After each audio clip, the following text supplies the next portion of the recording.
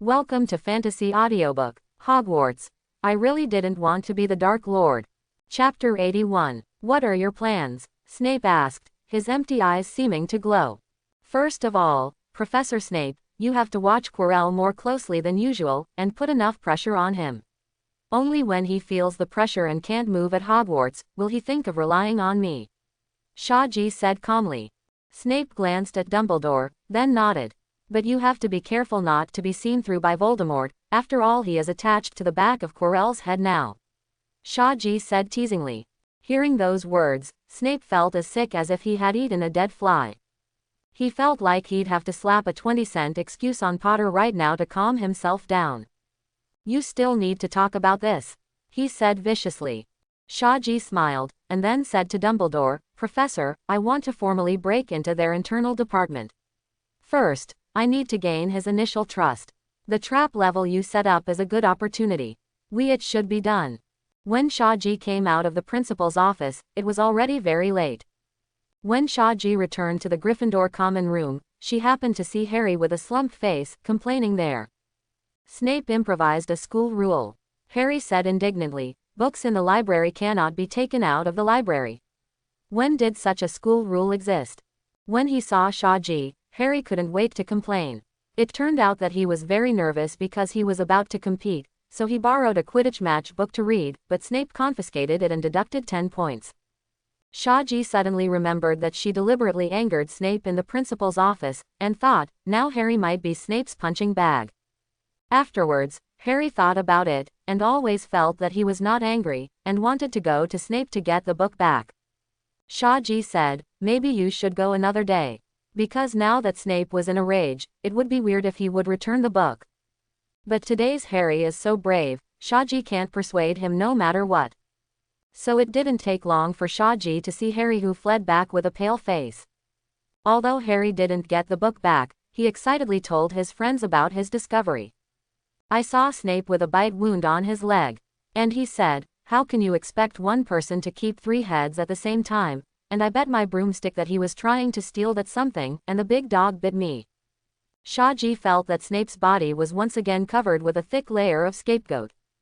But it's not bad for Harry, who told you to find fault with him and confiscate his books.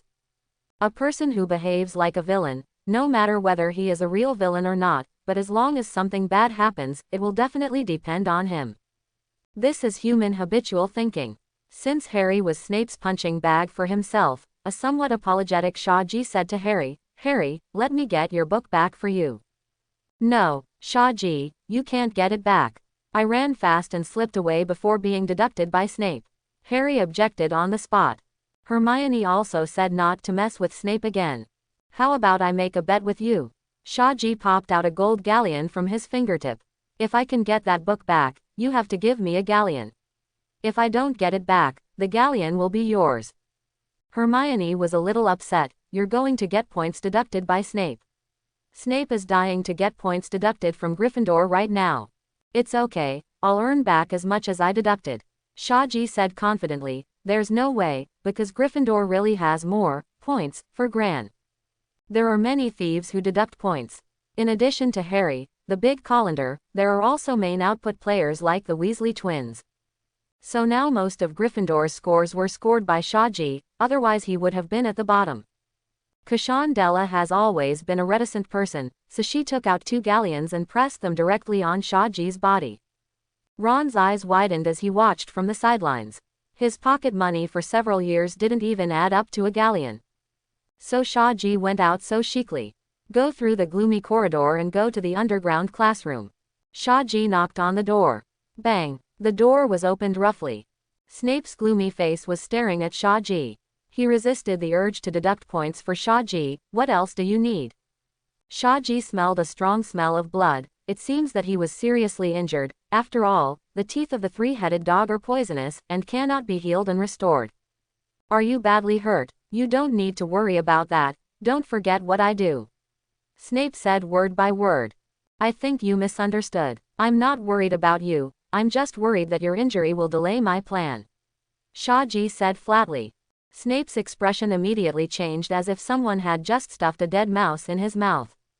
What's the matter with you? Don't think I won't give you points. Of course I'm here to tell you something. Shaji smiled. You just let me talk about such confidential things at the door.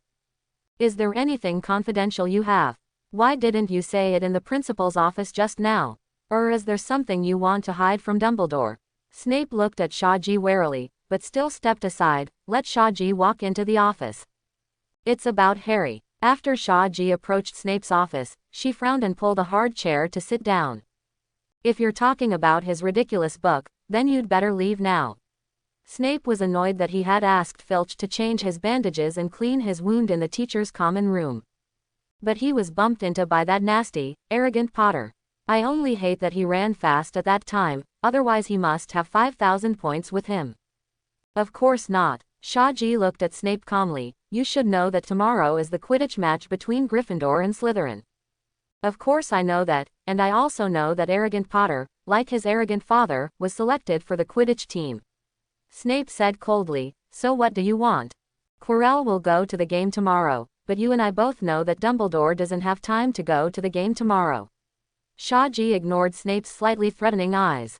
What do you mean? Harry will be flying in the sky tomorrow, so if you want his life, this is a good chance. I don't think Quirrell will miss this opportunity. Shaji looked into Snape's eyes without fear. I get it, I'll be there tomorrow, and I'll be watching Quirrell. Harry's safety can only be entrusted to you. I can't save Harry in front of Quirrell now. Shaji stood up, ready to leave. Ah, by the way, since you mentioned that ridiculous book just now, can you give it to me? I'll return it to the library for Harry.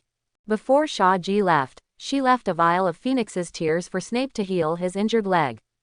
This is the headmaster's office before Dumbledore gave him self-defense. There is a big bottle. Snape didn't want to accept it at first, but Shaji's expression, I'm not worried about you, I'm just worried that my plan will fail because of your injury. Snape had to accept it. He took Phoenix tears hard, then threw Harry's book into Shaji's arms, then directly picked Shaji up, threw it out of the door, and closed the door heavily. He was afraid that if he moved too slowly, he couldn't help but want to teach this arrogant brat a lesson. It was too irritating. When Shaji was holding the book, Fufa crawled in from the circular passage of the Gryffindor common room without any damage. Harry was so shocked he could pop 2 eggs in his mouth. Ron said in surprise, you know what, Shaji, we almost thought of your epitaph just now. Early the next morning, everyone was very excited because there was a Quidditch match today.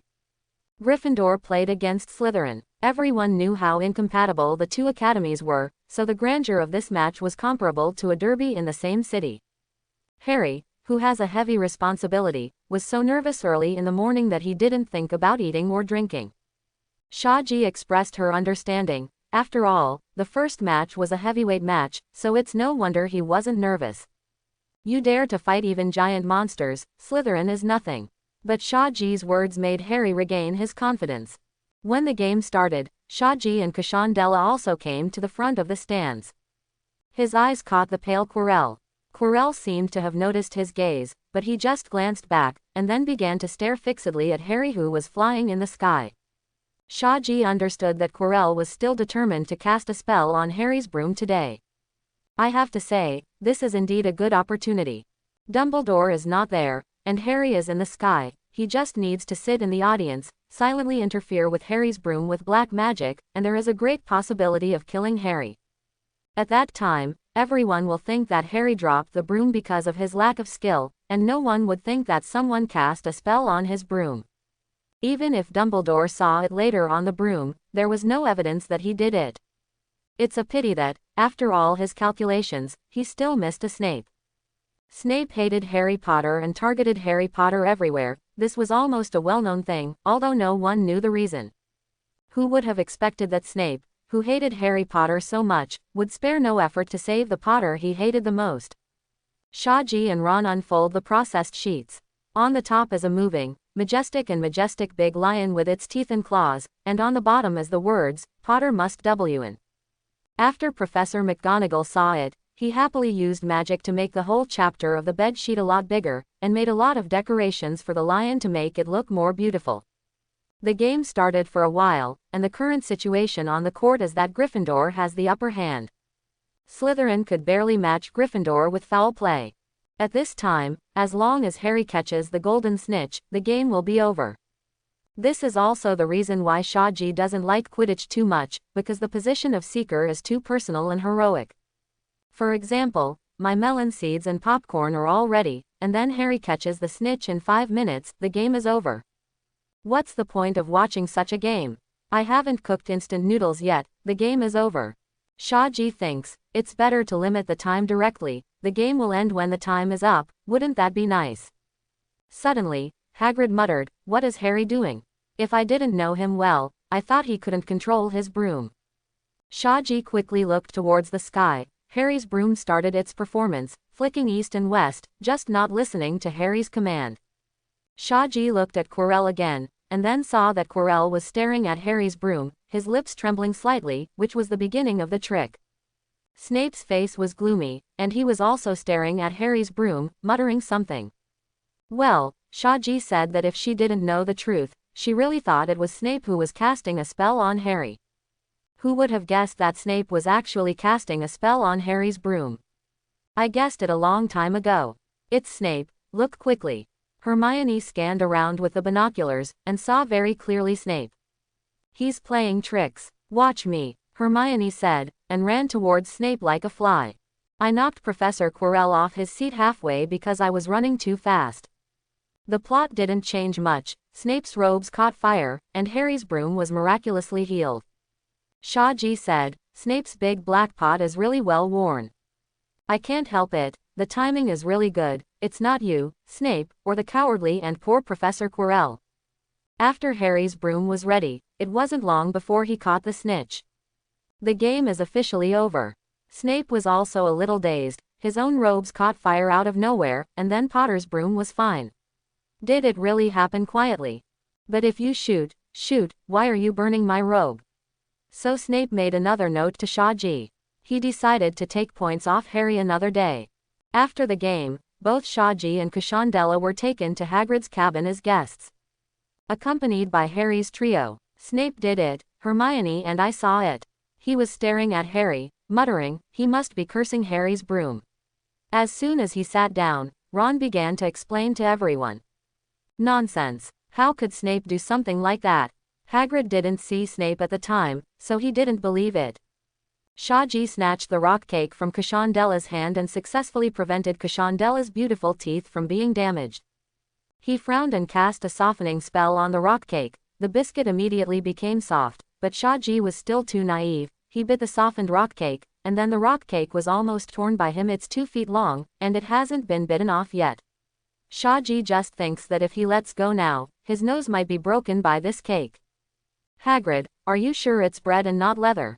Shaji couldn't help but said, Hagrid, your rock cakes are too hard for us. I have a way to make biscuits, which can make the biscuits more crispy and more fragrant. Shaji, Harry was just attacked by Snape with a spell. Why are you still in the mood to talk about rock cakes with Hagrid? Hermione was a little annoyed. They were about to talk about some serious topics, but Shaji acted like as if nothing happened. They were discussing how to make cakes instead. Because I know that Snape will never hurt Harry, Shaji said seriously. He wanted to prevent the trio from continuing to pursue, because Dumbledore's level had already been used by him as part of his plan. If Harry shows up at the end of the game, it is very likely that his plan will be ruined. But, why? I mean, Snape has always hated Harry. Ron asked suspiciously. He didn't know why Shaji said that. Shaji only looked at Hagrid, who kept secrets, and said, actually, many wizards of the previous generation know about this. Ron, your parents must also know about it. Harry asked suspiciously. Shaji, Professor Snape didn't hate me, he hated me. So, why didn't he hurt me? I'll bet my broom, if I were to break my leg today, I'd be the happiest. It must be him. Harry, sometimes there is no contradiction between hating someone and protecting someone. I heard about these things from Kushandela's parents. I'm not sure if you want to hear them. When Shaji said that, it was like scratching Harry's itch, wanting to know what was going on. Oh, I'm not sure if you're right to tell them that, Hagrid muttered. I'm going to tell them, also to convince them that Snape won't harm Harry, and he won't be the one who wants to steal that thing. Otherwise, they'll be relentlessly entangled in this matter. Don't be so surprised looking at me intently, Harry, I have seen all the things you are doing. Cassian Della took out a lot of snacks from her ring and put them on the table for everyone to eat. After all, Hagrid's rock cakes are really hard to eat. Shaji took a small cake from Cassian Della. Harry, do you hate Malfoy? Oh, of course, he's the second person I hate next to Snape. Harry said firmly. Okay, let's say, you graduated later and became a professor at Hogwarts. Harry nodded, thinking, it would be great if he could be a professor at Hogwarts. Then Shaji continued. However, the girl you love the most broke up with you before graduation, and finally she married Malfoy. Harry. PFF'd. Harry spit out all the tea in his mouth. This NTR plot that made the people of the island country ecstatic, made Harry feel as if his heart had been pierced by a knife, and he was already beginning to feel uncomfortable. In the end, Malfoy and she died in an accident, but they left a child behind, and this child came to Hogwarts to go to school. Then he entered the Slytherin you hate the most. The most important thing is that he looks like very similar to Malfoy. However, he has the same eyes as your favorite girl. Quote. Shaji is still stacking negative states.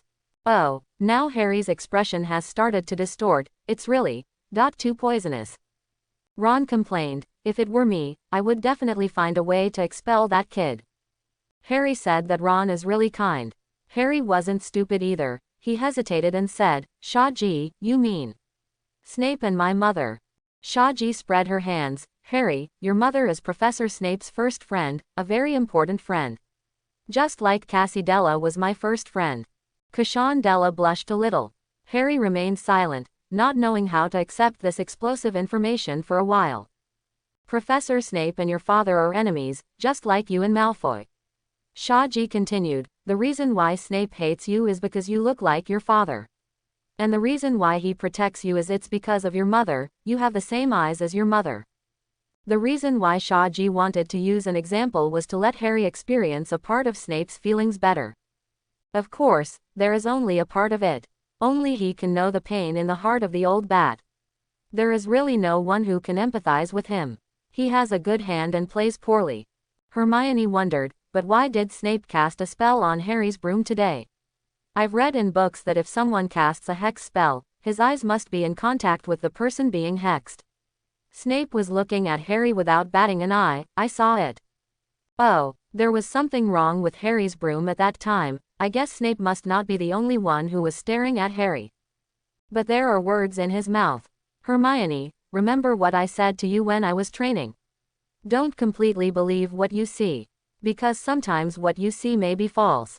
In the end, even though Harry and the others reluctantly believed that Snape wouldn't hurt Harry, they were still suspicious that Snape was trying to steal that thing from Dumbledore. Hagrid finally got a little grumpy. You are now meddling in something that has nothing to do with you, forget that big dog. Forget that thing. Shaji felt bad, and hurriedly tugged on Hagrid's sleeve desperately. But Hagrid said it anyway, it's between Dumbledore and Nicholas. When Hagrid said this, he stopped suddenly, and he found that he seemed to have slipped his mouth again. Shaji put his hand on his forehead. Hagrid has such a big mouth, he can't hold it back. Dumbledore originally planned to ask Hagrid to get the Philosopher's Stone, so he had told him about the Philosopher's Stone before, but then asked Shaji to get it temporarily. Aha, so there's a guy named Nicole Flamel involved, isn't it? Harry said excitedly.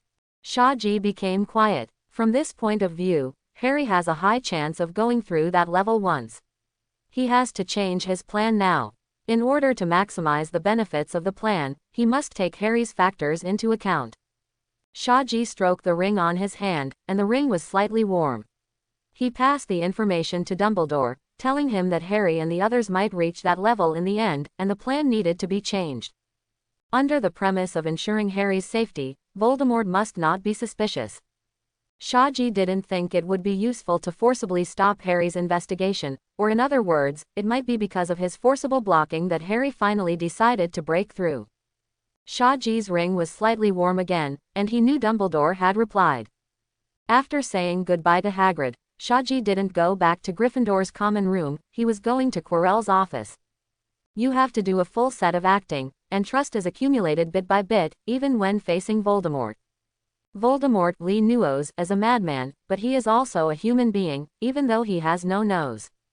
Bang bang bang. Shaji slammed on Quirrell's office door. Crack. Quirrell held his wand and looked out of the door nervously. He was relieved when he saw that Shaji was the only one. He thought that Dumbledore had come to kill him just now. He was about to ask Shaji what he was doing here, and he knocked on the door so hard. Quirrell, Shaji roared in a low voice, how dare you? Are you trying to kill your master? What happened, what? Quirrell, who was not stuttering at first, was so frightened by Shaji that he stuttered on the spot. I don't know what I did to make Shaji so angry. Inverted. Quirrell, how dare you devour the Lord? Shaji angrily pushed Quirrell into the office, and then locked the door with a magic spell.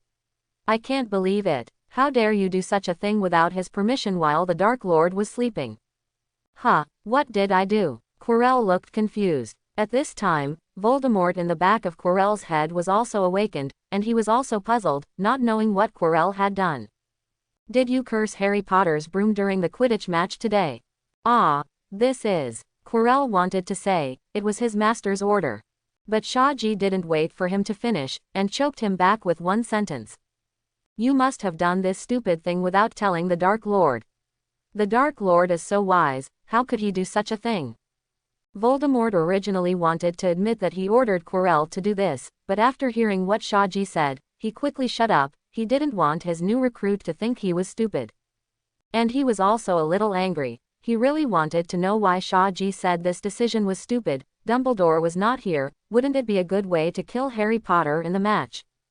If he really can't give a reasonable explanation, then he must teach this kid a lesson today. How can you be so stupid? Under the watchful eyes of everyone, plot against Harry Potter. If you are discovered, it's fine if you die, but you will implicate your master. Dumbledore wasn't there at the time, no one knew I did it, as long as I. But what happened? Harry Potter is still unscathed. Don't you feel strange? Shaji roared. I don't know who was doing the counter curse, so.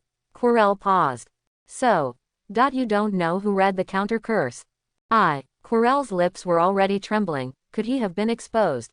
You should feel lucky. The person who chanted the counter curse seemed to have just noticed that Harry Potter's broom was interfered with by black magic, so he immediately recited the counter curse, so he didn't have the time to find out who used the black magic. Otherwise, now standing here is Dumbledore. But, who else could it be? Quirrell was puzzled. He couldn't think of anyone other than Dumbledore who could see that he was using black magic and counter curse. But Dumbledore wasn't there. Of course Quirrell didn't think that it was Snape who did it, although Snape is also a master of black magic and can see the black magic he used, but Quirrell didn't think that Snape would save Harry Potter, CFAI, so he ruled out the correct answer at the first time. How do you know Dumbledore's not there? Shaji said grimly. The perfect timing for an assassination that you can think of, wouldn't Dumbledore think of it? But, he is obviously not here. A wizard like Dumbledore has a way of making him invisible to you. A cold sweat broke out on Quirrell's head immediately. That's right, Dumbledore is powerful, even his own master admits it. If he wants to hide it, who can find it? So, today he failed in his plot and hasn't been exposed yet. In fact, he was lucky. Quirrell, I can only say that you were really lucky. As far as I know, you have to look at the target and not leave your sight, otherwise, Dumbledore can spot you at a glance. I wanted to stop you at that time, but luckily you were knocked down before I got there. Shaji said in a deep voice, I bet Dumbledore must have been there. Quirrell's lips were trembling, and his heart was filled with joy now.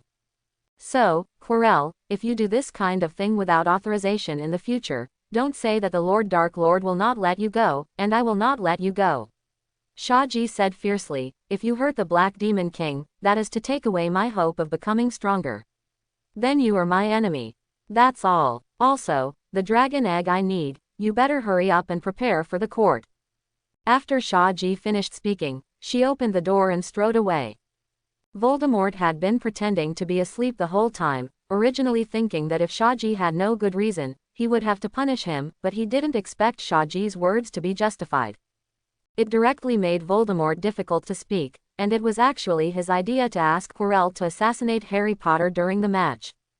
But how could the wise and wise Dark Lord make his little brother feel like an idiot? So he could only pretend to be in a deep sleep just now, without making a sound. Quirrell, how dare you do such a stupid thing? Voldemort's voice came from the back of Quirrell's head. Quirrell, you almost exposed me. You have to be punished for this. What? Quirrell felt bitter. It was clearly your master's idea. While punishing Quirrell, Voldemort thought to himself, this Shaji is still somewhat useful, at least more useful than the trash Quirrell. It's just that he speaks a bit aggressively, but he is really similar to himself, as smart and wise. Shaji told Dumbledore about today's affairs through the ring, and then walked to Gryffindor's common room. I believe that after today's fright, Quirrell is afraid to do other things for the time being. The next move may have to wait until Quirrell gets back the dragon egg. Christmas is coming, and the atmosphere of joy in the castle is gradually increasing, because it is going to be a holiday. The weather has also become very cold, and there have been several heavy snowfalls. Fred and George did something that Shaji thought was pretty awesome. They snowballed Quirrell on the back of the head. You know, there were only two people who made Voldemort physically slapped in the face in this life. One is Weasley, and the other is Weasley. In fact, Shaji has never understood why wizards celebrate Christmas.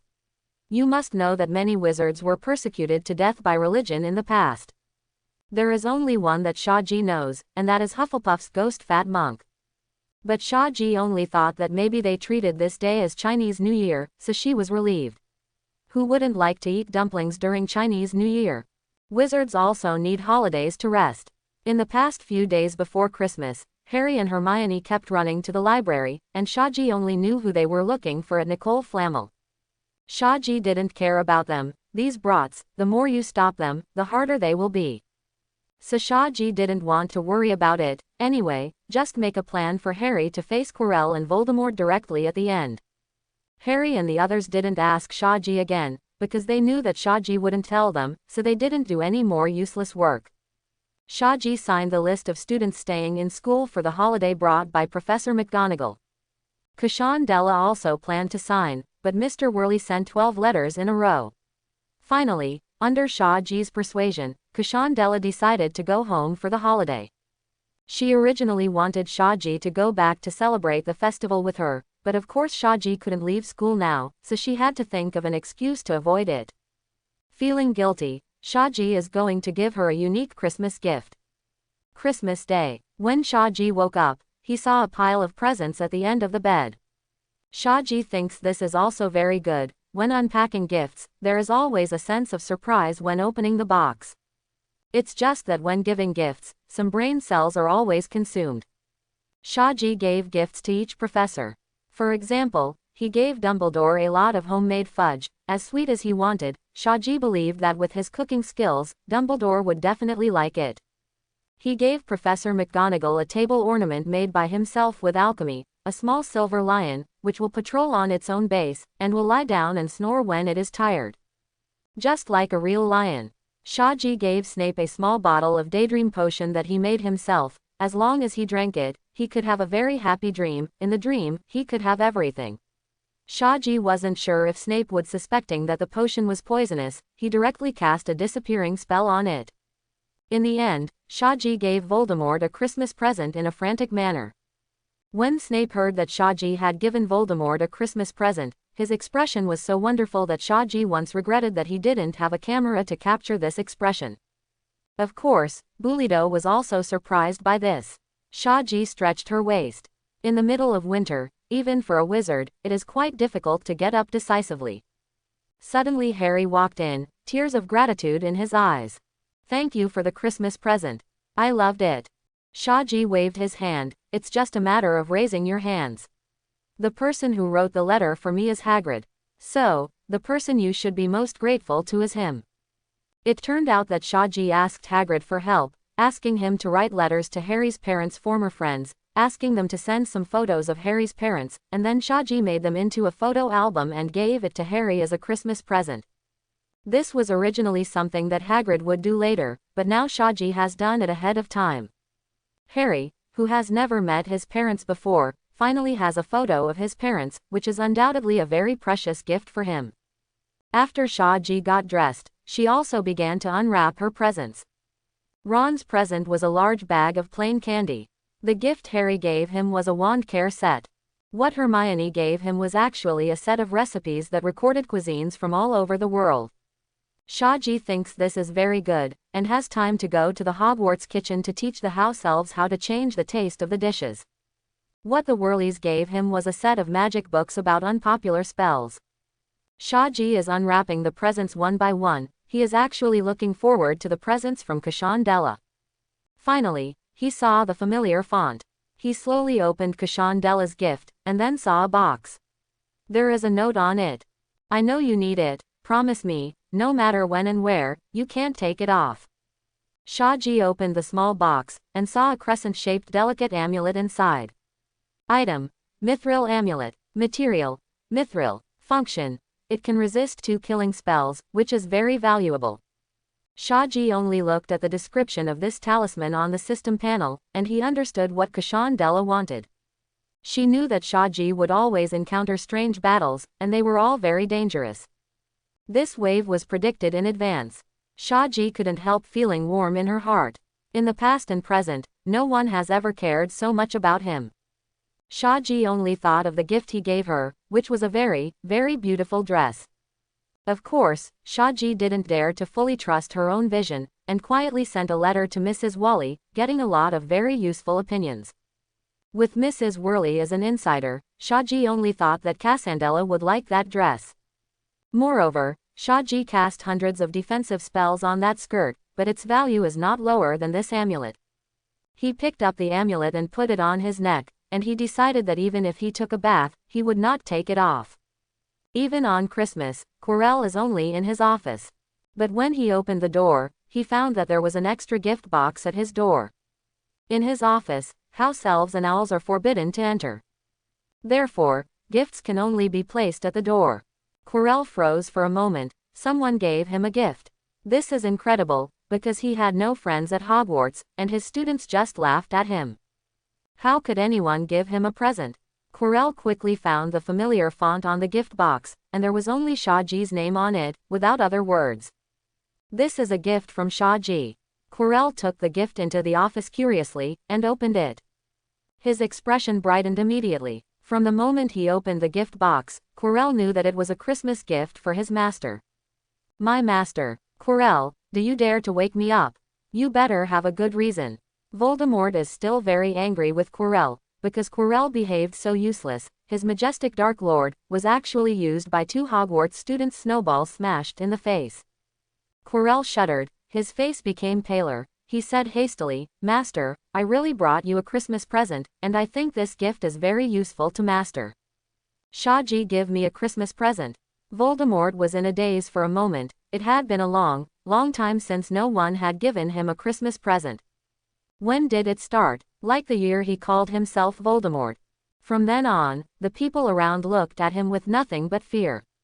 In my impression, those memories of receiving Christmas gifts were still when he was studying at Hogwarts.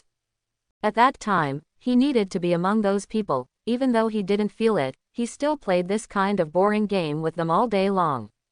His ultimate goal is just to use them. Therefore, Voldemort will not show any gratitude towards Shaji's actions. This is just an offering from his followers to him. This is what they should do. Let me see. Voldemort said. Since Quirrell said it was useful for him, it must be useful.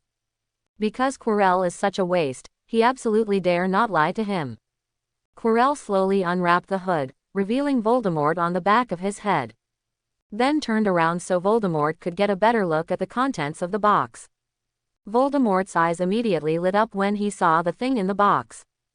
Great, this thing is really useful to me. Go tell Shaji that when he comes over next time, I will reward him with a powerful black magic. Shaji knew that this gift was something Voldemort could not refuse. He sent Voldemort a tempting candy. Poison, on the other hand, is often sweet. Look at the little ball of light in the box that is contained in a glass bottle.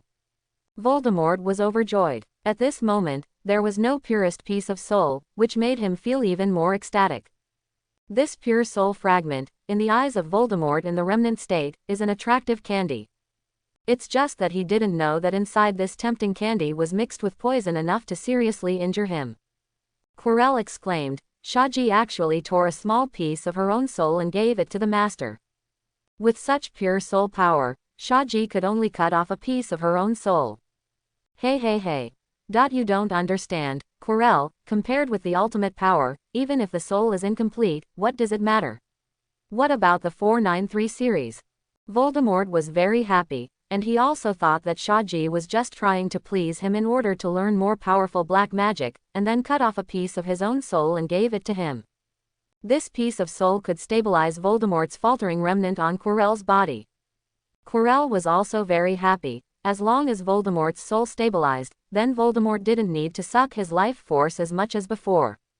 On this side, Voldemort can't wait to absorb Shaji's soul, but on Shaji's side, he started his happy vacation today. Of course it was impossible for Shaji to split her soul and give it to Voldemort. In fact, the soul has always had both positive and negative powers, and so does soul magic. The soul magic that Shaji uses to attack is to rely on the power to stimulate negative emotions in the soul power. Use this strong negative emotion to forcibly influence the soul of others, thereby causing serious damage to the soul of the enemy.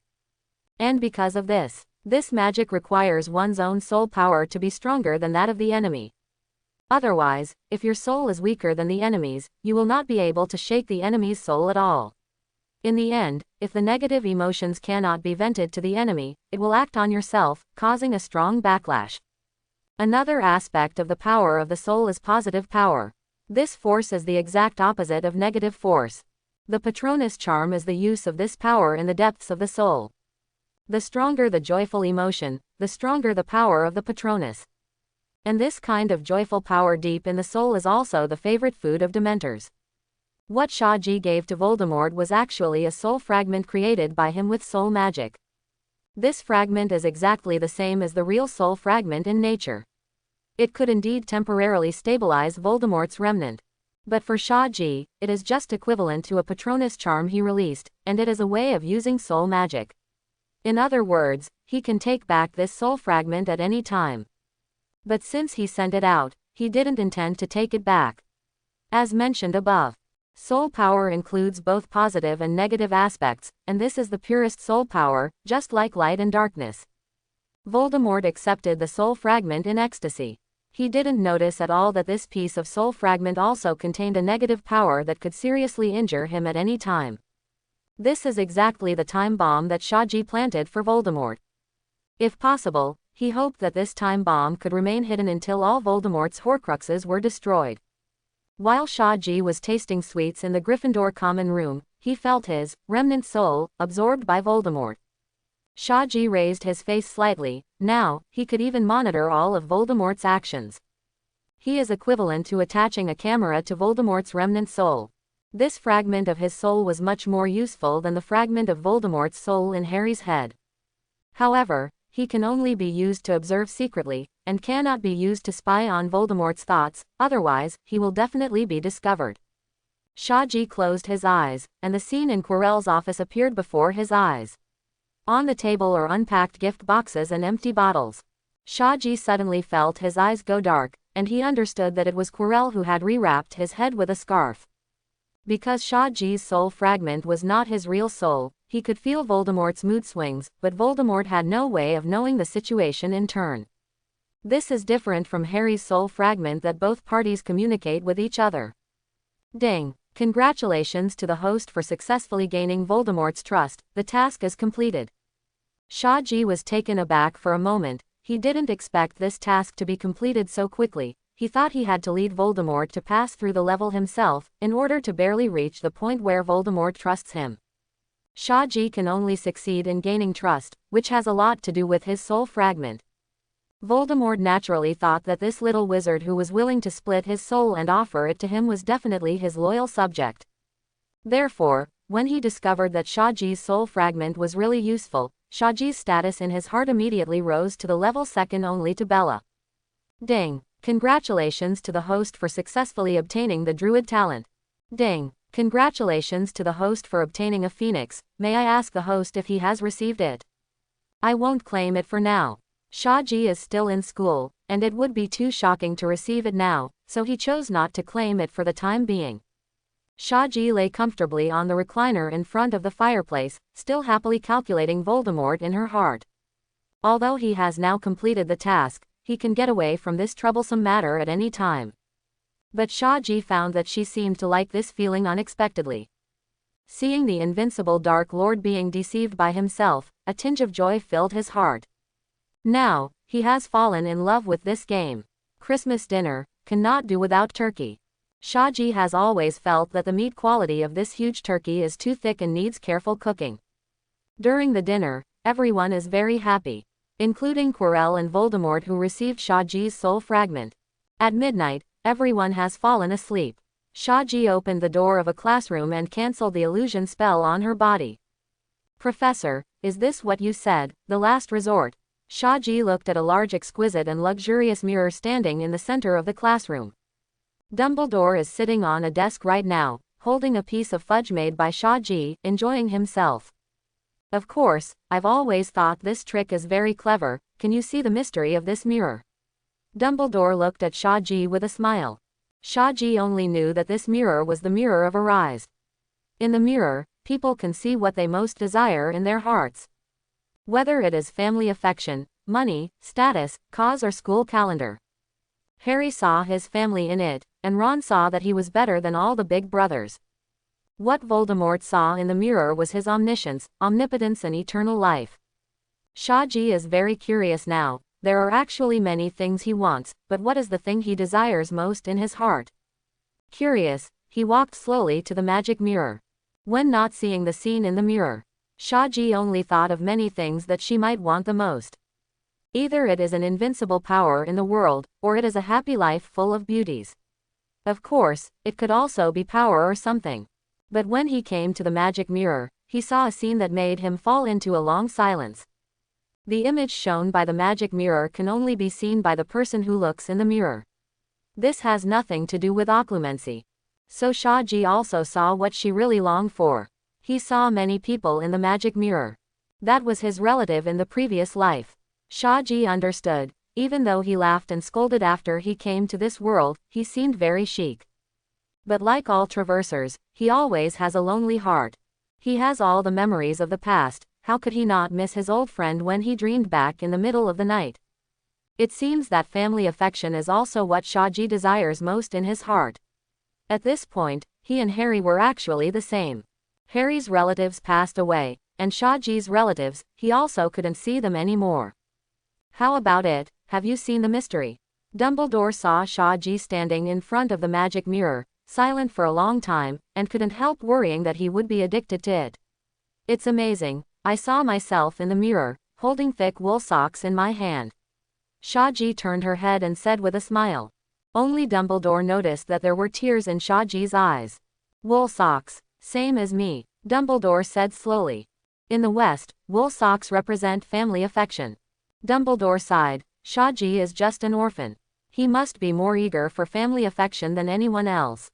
Shaji is much more pitiful than Harry. He doesn't even know what his parents look like, what kind of people they are. A gleam of sympathy crept into Dumbledore's heart. In terms of longing for family affection, Shaji and Dumbledore are in the same category. It seems that what is shown in this mirror is not the real thing. It's just what people desire most. Shaji left the mirror, climbed onto the desk, and sat next to Dumbledore. That's right, you're smart enough to discover its mysteries so quickly. Dumbledore laughed. Since ancient times, many smart wizards have been immersed in the illusion constructed by this mirror. They found that even if they tried their best, it was impossible to reach the height of themselves in the mirror, so they indulged in it all day long. I don't want to go back to reality. Shaji asked. So, the trick you're talking about is hiding the Philosopher's Stone in this mirror? Yes, I use the magic in the magic mirror. Only those who really want to get the Philosopher's Stone, but don't want to use it, can really get the Philosopher's Stone. Shaji smiled. Voldemort longed for the Philosopher's Stone, so naturally he wanted to bring it back to life. So he will never be able to get the Philosopher's Stone. Professor, this is really wonderful. Dumbledore smiled, and after a while, he suddenly said, Shaji, you are still young, and you will definitely have a bright future.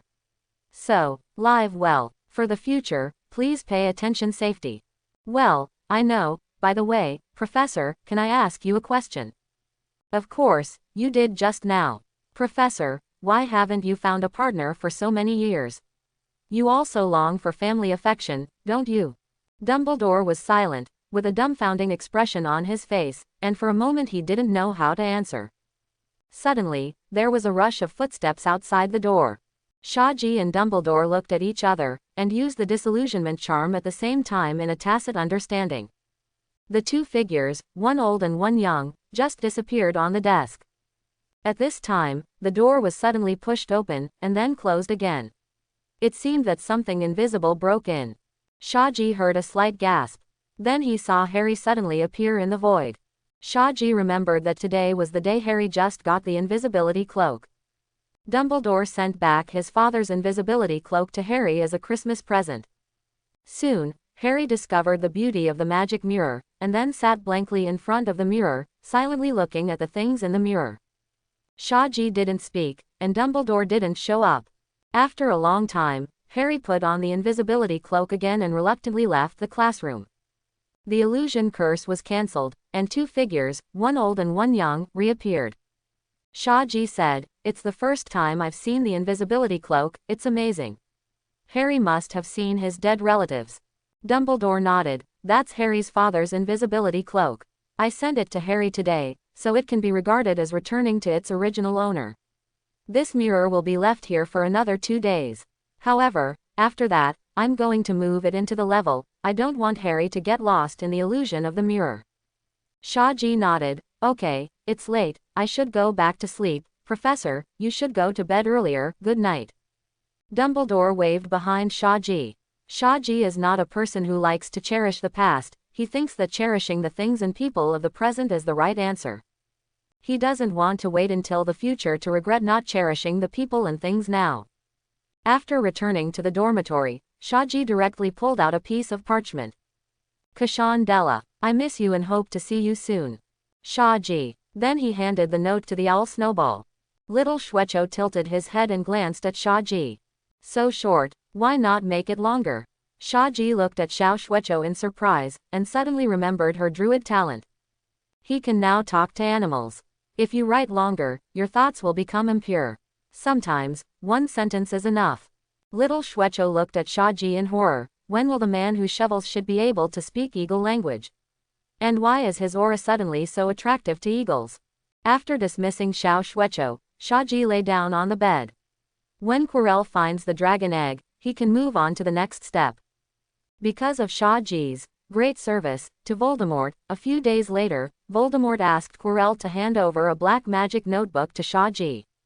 It could be seen that Voldemort didn't play tricks this time, and what was recorded in the notes were all true skills. Because Voldemort knew, or he thought he knew what Shaji needed. On the day Shaji finished reading this notebook, the 9 points of black magic mastery on his panel became 10 points. Ding! The host's black magic proficiency breaks through 9 points and reaches 10 points, and he will get a random black magic talent. May I ask if the host draws it? Draw, Shaji said calmly. Ding! Random black magic talents are being drawn for the host. Please wait a moment for the host. Ding! Congratulations to the host for getting the talent and making friends with paper airplanes. Shaji. Huh, what paper airplane? He had never heard of such a talent. System, what kind of talent is this friend making paper airplane? Why do I feel that you are becoming more and more like a robot cat? Ding! Making friends with paper airplanes, as the name suggests, is a gift for helping the host to make friends. The host only needs to write a letter of friendship, and then fold the letter into a paper airplane, and the paper airplane will fly out, find a powerful wizard at random, and fall into the sky. In front of him. As long as the wizard answers the letter, the paper airplane will automatically return to your side. Isn't this similar to a drifting bottle? It's just two-way. But, what's the use of it?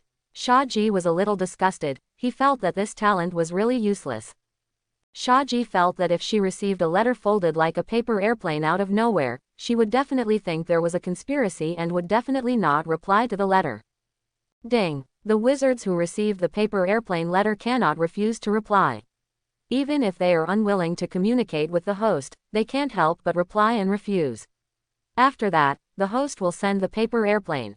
The paper airplane will look for other wizards again. And once the other party agrees to communicate with the host's paper airplane will remember him, and can communicate with him all the time. Quote, well, even if everyone else has to write back to me, but you said that paper airplanes will fly to powerful wizards. So my paper airplane must go to Dumbledore. Why don't I just go to Dumbledore? Go, he can still eat some sweet candy after sitting there. Ding. The paper airplane has a limited range, and it will automatically look for powerful wizards within a radius of 100 kilometers from the host, and will not look for powerful wizards around the host. Then, this is just a pure friendship magic talent, but I obviously drew the black magic talent. Shaji thought that the system sent out the wrong reward, and wanted to ask the system to change it. Ding. The talent of making friends with paper airplanes is the talent of black magic because he usually sends letters to powerful black wizards. Ganqing is waiting for me here. Shaji sighed. He felt that his luck was a bit unlucky, and he got a not-so-good talent. Shaji took out a piece of parchment and wrote a paragraph on it. Unknown Mr. or Mrs. Hi, I just worked out a little magic trick for making random friends. It can randomly send out the letters I write. Now I've tried a little bit, and I'm sorry if I bothered you. If you're interested in chatting with me, you can leave a message on the back of the parchment and it will fly back to me. X, who did not want to be named. Of course, Shaji didn't sign her name, but just wrote her initials. He folded the parchment paper into a paper airplane, and then the paper airplane suddenly flew up by itself, flew out of the window, and then quickly disappeared into the sky. Shaji suddenly felt that teasing those black wizards like this is also very interesting.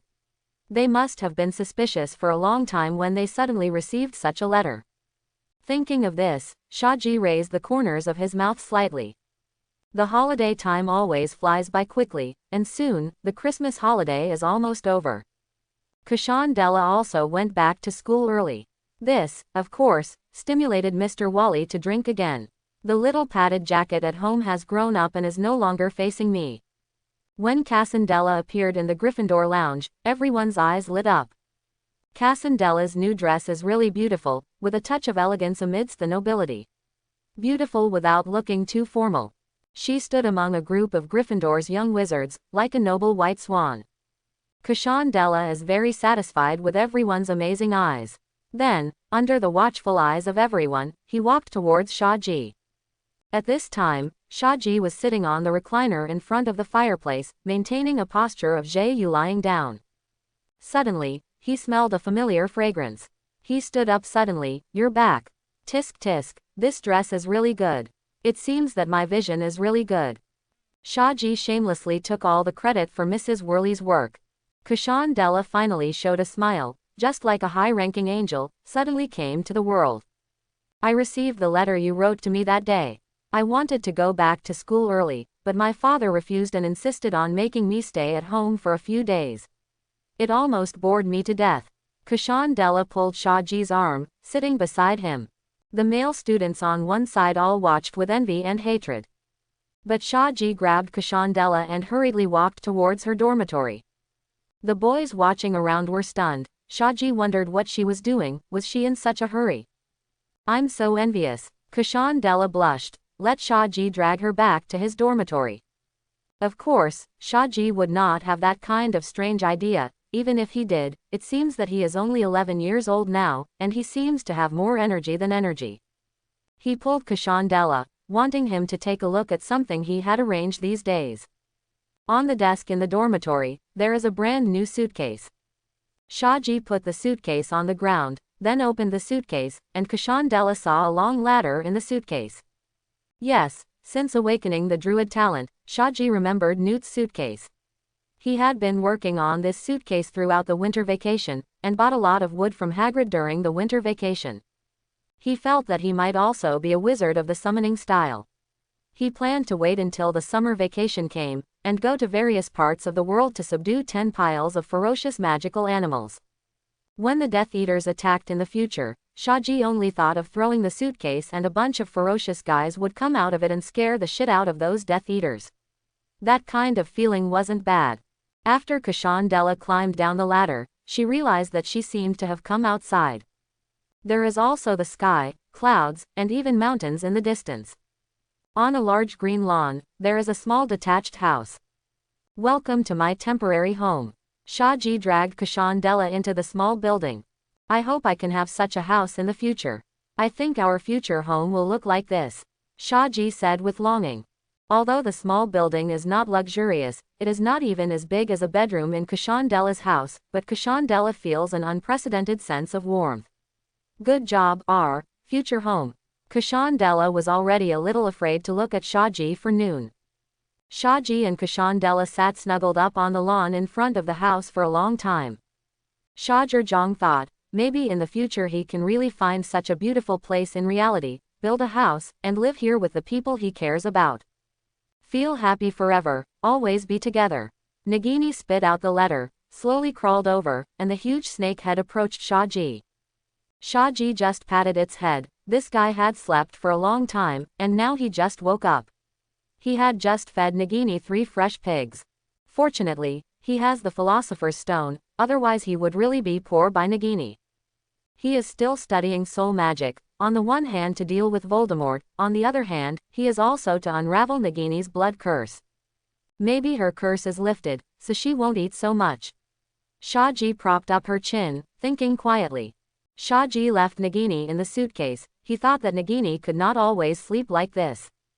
Exercise more, otherwise, what should I do if I find myself fat again? In the evening, Kashandela returned to her dormitory. Shaji was also about to rest, when suddenly, a paper airplane flew in from outside the window. Shaji's heart skipped a beat. Someone replied to her letter. Who could it be? Shaji caught the paper airplane with some anticipation, and after spreading it out, he saw several lines of chic and messy handwriting on the back of the paper. Shaji discovered that those handwritings were actually made of magic power, and they persisted for so long and still haven't dissipated. He felt that the wizard who replied must be very powerful. Mr. or Ms. X. Hi, I have to say, this is really a very interesting little magic, and I can't figure out what the principle is. This paper airplane of yours is completely different from the paper airplanes that convey messages in the legendary Ministry of Magic. The magic principle is completely different.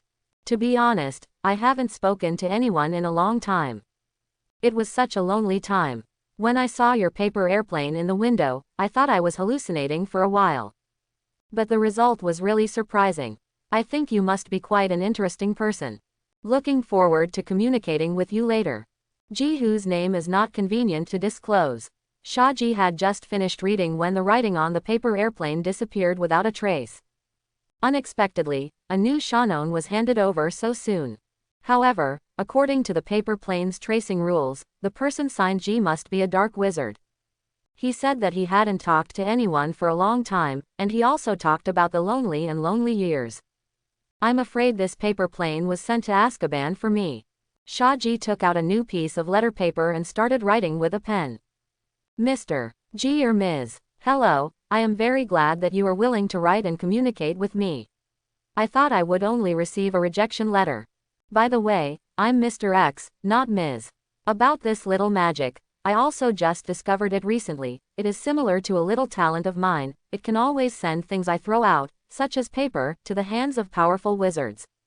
So I tried to make a paper airplane and wanted it to fly farther. Sure enough, this method succeeded, and the paper airplane flew so far that I felt like I couldn't even see it.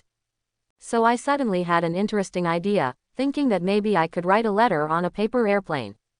So there is a paper airplane flying towards you. This is my first paper airplane to fly. Of course, my talent can only allow me to send out one such paper airplane. I am very glad that you agreed to communicate with me and wrote back generously. Mr. X, whose name is not convenient to disclose. The paper airplane flew out of the window again and disappeared into the night. Of course Shaji would not tell the truth, so he just made up a random reason in the letter, telling the origin of this little magic. Shaji thinks this way of communication is interesting.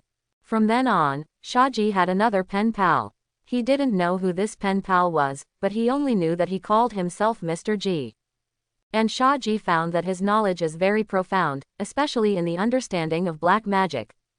This was Shaji's encounter with a wizard other than Voldemort who had studied black magic so deeply.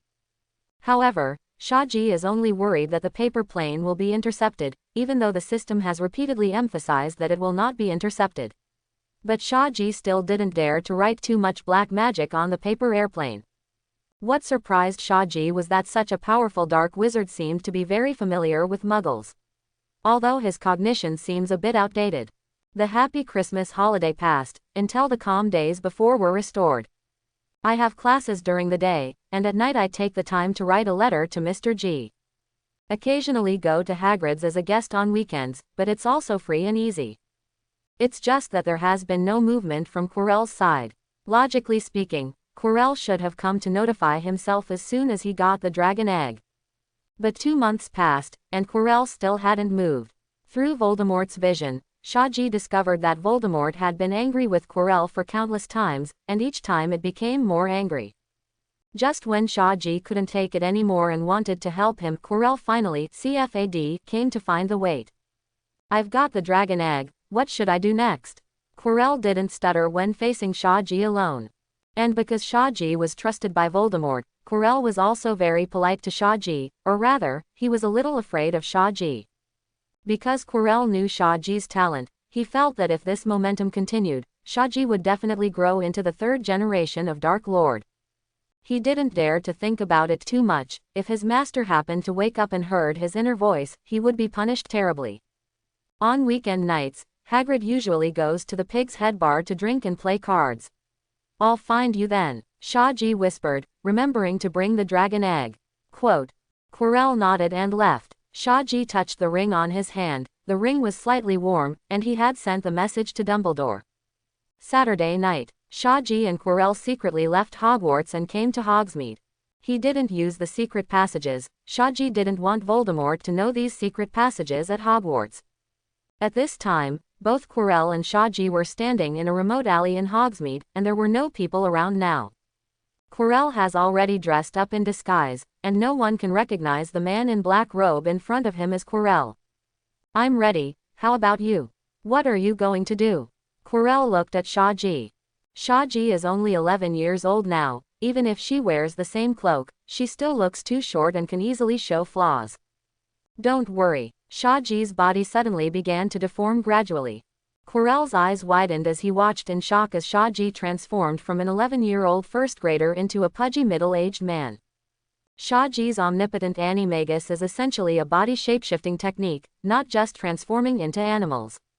Shaji took out a black cloak and put it on. How about it, can you still recognize me? Quirrell was surprised to find that even Shaji's voice changed. It became a hoarse broken gong voice. I don't recognize it. Quirrell shook his head. Did you drink Polyjuice potion? But I didn't see you drinking anything either. Quirrell really couldn't imagine that Shaji was transformed into what she is now by using the transformation technique. Shaji glanced at Quirrell, but didn't answer. Polyjuice potion. Do I need that? Both of them were wearing black cloaks, as if they wanted to hide their identities. They pushed open the door of the Hog's Head and walked in. The Pig's Head bar has always been full of people, and many people who hide their identities conduct some special transactions here. So, here, hiding your identity is a very normal thing.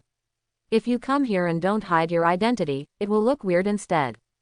As soon as Shaji entered the bar, she saw Hagrid sitting there drinking. He seemed 3 or 4 points drunk. Shaji winked at Quirrell, and walked towards Hagrid together. Hagrid wasn't actually stupid, but with a big mouth, it is easy to be stereotyped, especially when you were a little drunk. Shaji and Quirrell easily invited the drunk Hagrid into the game. Under Shaji and Quirrell's deliberate play, Hagrid wins all the way. Soon, Shaji and Quirrell pretended to lose all their money. Ha ha ha, looks like Goddess of Fortune is on my side tonight. Hagrid took a drink break and patted his stomach happily. Guys, if you've lost all your money, then come back another day. Shaji and Quirrell looked at each other, then said, who said we lost it all? We still have one thing to bet on. Oh, what else do you have? Hagrid took a long swig from a huge wine glass. He is very happy tonight. He has never tried to win so many hands in a row playing cards. He looked at Shaji indifferently. Shaji glanced around and found that no one was paying attention. Pulling through Quirrell's large sack, he opened it and showed Hagrid the contents. Hagrid's casual expression changed instantly. He recognized that thing. Or rather, this is what he has always dreamed of. Dragon egg. He's pretty sure it's a dragon egg. He's always wanted a dragon. Just thinking about these charming cuties makes him unable to move. Running Gorgon, if I'm not mistaken, Hagrid said excitedly. Hush, do you want us all to get in trouble? Shaji growled. Hagrid quickly shut up, then looked at Shaji. Do you want to use this as a bet? Of course, we managed to get this, it's a bit difficult to deal with. I just want to use it as a bet and win back all the galleons we lost just now. Do you accept this bet? Shaji said with a contorted face. Oh, of course, Hagrid eagerly agreed. It was something he had always dreamed of. A new game started again. Of course, Shaji and Quirrell lost another pot under the deliberate watering. Okay, Shaji said with a gloomy face. You won, this thing is given to you, but you have to promise that you will raise this thing, and promise that you will never give it to me. We're causing trouble. You know, it's illegal to miss this thing. Oh, of course I won't give you any trouble. In fact, I'm pretty good at fantastic beasts. Hee, very researched. Are you sure you have raised such a ferocious animal? Of course, I also had a 3-headed dog. He is very docile in front of me. I promise, if you see him, you will be surprised. 3-headed dog. How can a 3-headed dog be so easy to deal with? Oh, in fact, the 3-headed dog is very easy to deal with, and very docile. My Lu Wei is like this, as long as I play some music to him, he will fall asleep. Hagrid is now very happy and excited, and Drunk the Boss, without knowing it, slipped his mouth. After hearing Hagrid's words, Quirrell's eyes lit up. Ah! He finally found a way to get past that 3-headed dog. And Voldemort at the back of Quirrell's head had actually woken up just now, and was very satisfied with Shaji's step-by-step trick out of Hagrid. He is now more and more satisfied with Shaji. The last one who made him so satisfied was Barty Crouch Jr. This Shaji seems to be better than Little Crouch. And it is also very easy to control. Voldemort was very happy. In his eyes, Shaji, a little wizard who would do anything to pursue ultimate power, was much more useful than Quirrell, a waste. Okay, I hope you don't talk too much, Shaji said helplessly, then handed the cloth bag containing the dragon eggs to Hagrid. Hagrid took the dragon egg ecstatically. He will soon have a healthy and cute baby dragon. He looked at the dragon egg with a kind of motherly love in his eyes. After Shaji and Quirrell got the news they wanted, they left the Pig's Head bar immediately. We're going to steal that thing now, Quirrell said excitedly. Shaji said coldly. You can go to die if you want, but don't drag Mr. Dark Lord. Dumbledore has been watching in the school all the time. Then, what should I do? Of course we have to find a way to transfer him away. Let's go back now, don't act rashly. There is only one chance. If you miss it, it will be gone. So we have to be cautious. Okay. Hearing the words that there is only one chance, Quirrell immediately faltered. If because of his carelessness and impatience, this great opportunity is ruined. He can't imagine how the master will punish him in the end. Shaji and Quirrell turned into a hidden alley. Shaji needs to change back here. Just when they turned into the alley, they suddenly felt that the entrance of the alley was blocked by people. Shaji and Quirrell turned around, and saw 5 wizards in black cloaks walking slowly over. Shaji was a little puzzled. Could this be the Death Eaters? Did he recognize their Lord? Give me all your galleons. We all saw it just now. You just sold a dragon egg to that big fool.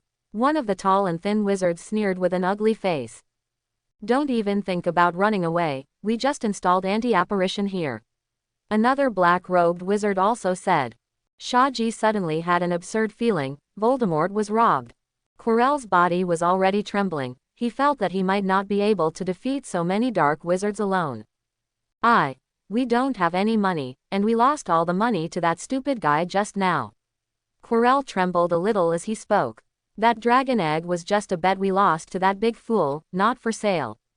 Do you think we will believe it? Those black-robed wizards all drew out their wands. It seems that I can only look around your corpses, Avada. Shaji rolled his eyes. If Voldemort saw that he was robbed, he would be pissed off, and he didn't know if he was awake or asleep.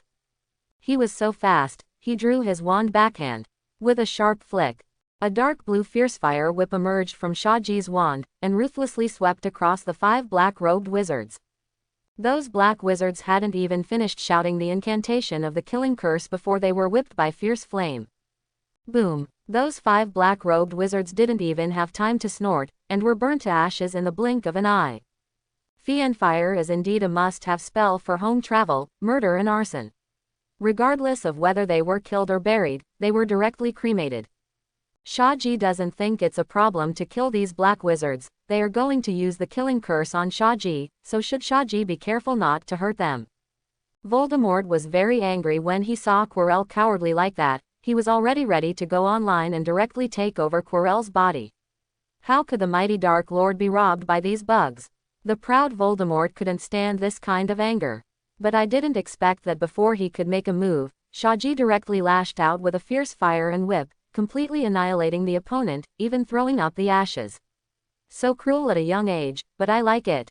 Chapter 91. Quirrell looked at Shaji with horror on his face. Of the 5 black wizards, only one move by Shaji can kill them all in seconds.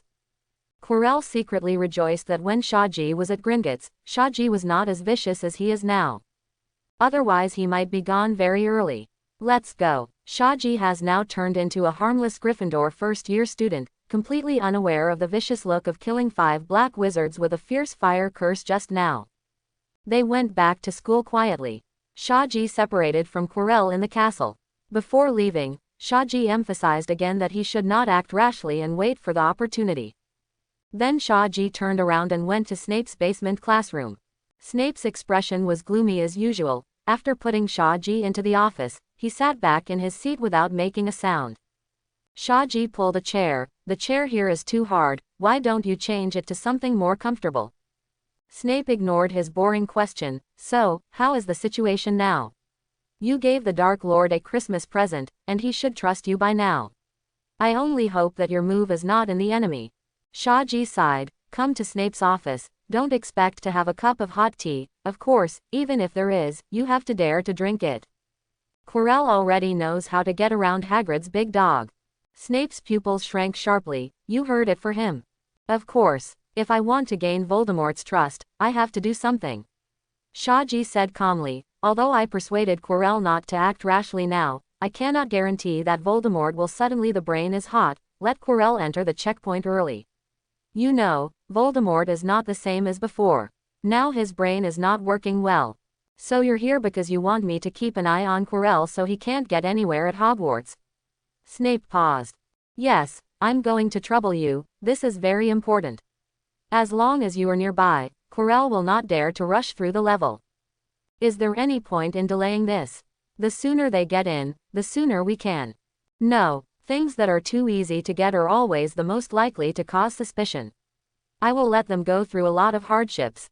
Only in this way will they be convinced of the result in the end, and they will trust me even more. And the most crucial point Shaji didn't dare to tell Snape. That is, Harry Potter will bravely cross the trapdoor and move towards the bottom of the door. Well, all of us are paving the way for you. By then, you won't really turn against the Dark Lord. Snape stared blankly into Shaji's eyes, as if trying to see something from his mind. Do I need this? Also, don't waste time, your legilimency can't see through mine. Shaji said, stood up, and walked out of Snape's office. Snape looked at his back with worry in his eyes. Will Shaji be another Voldemort in the future? The 3 of Harry had just returned from Hagrid's hut. All of them had worried looks on their faces. They were in Hagrid's hut just now, and they got a lot of words from Hagrid. For example, every professor casts magic to protect the Philosopher's Stone. Even Snape participated, that is to say, Snape must know very well, or already know all the checkpoints set by other professors. The only thing standing in his way now was Hagrid's big dog, but fortunately, Snape hadn't figured out a way to get past that big dog yet. Of course, Harry was also worried about another thing, which was that Hagrid was hatching a dragon egg. If someone finds out that Hagrid secretly raises dragons, he will be imprisoned in Azkaban. Harry was thinking about something, when suddenly he saw Shaji. Shaji looked at Harry quietly, looking at Harry in pain, not knowing what happened. Come with me, Shaji said, and walked to her dormitory.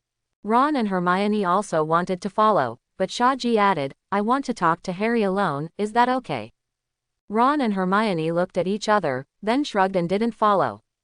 Shaji brought the confused Harry back to her dormitory, and opened a suitcase in front of him. Go in, Shaji said simply. In the suitcase. Harry gave Shaji a strange look, then turned his head to look at the open suitcase, and then he saw a miraculous scene. Inside the open suitcase, there was a long ladder extending far down. He looked at the bottom of the suitcase curiously. Did Shaji dig through the Gryffindor tower? This is a box with the untraceable stretching charm cast. There is a lot of space inside, not a hole dug in the ground. Shaji added. Harry nodded, and then slowly climbed into the box. He was actually quite curious about what it was like inside this box. When Harry climbed the ladder and looked around, he finally got a clear view of his surroundings. Oh, God, Harry was stunned. It was like another world inside this small box. The most wonderful thing is that there is a beautiful small building on a piece of green lawn. Just when Harry sighed, suddenly, a huge snake came out of the grass.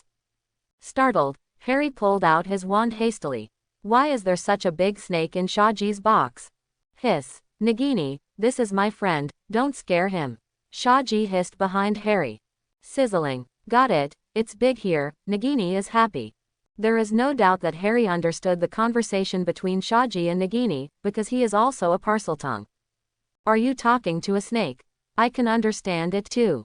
At this time, Harry still didn't understand what Parseltongue represented, and he thought all wizards knew it. Harry, you can talk to snakes, don't tell others casually. Shaji said seriously, this is a talent called Parseltongue, and it's not only the descendants of Slytherin. But in the general public, in my eyes, anyone who can speak Parseltongue is a dark wizard. Harry, you know, you and I are not dark wizards. In order to avoid trouble, you'd better not tell others casually. Harry was taken aback by fright, and although he still had doubts, he still nodded repeatedly. Shaji continued, I asked you to come today to ask you a few questions. Harry nodded, indicating that Shaji could ask whatever he wanted. Have you found out who Nico Flamel is? Yes, we found out, and we also know that the big dog is guarding the Sorcerer's Stone. Fortunately, Snape hasn't got a way to get past the big dog yet. Harry gushed to Shaji. Shaji waved her hand, interrupting Harry's words. Since you already know so much, it means that you have embarked on the most dangerous future. What's the meaning? I have a little bit of precognition. Harry, please help me keep this a secret. Harry looked at Shaji in surprise, and suddenly remembered that Shaji often said some inexplicable things to himself before, but these words would come true in the end. Now he finally knows why.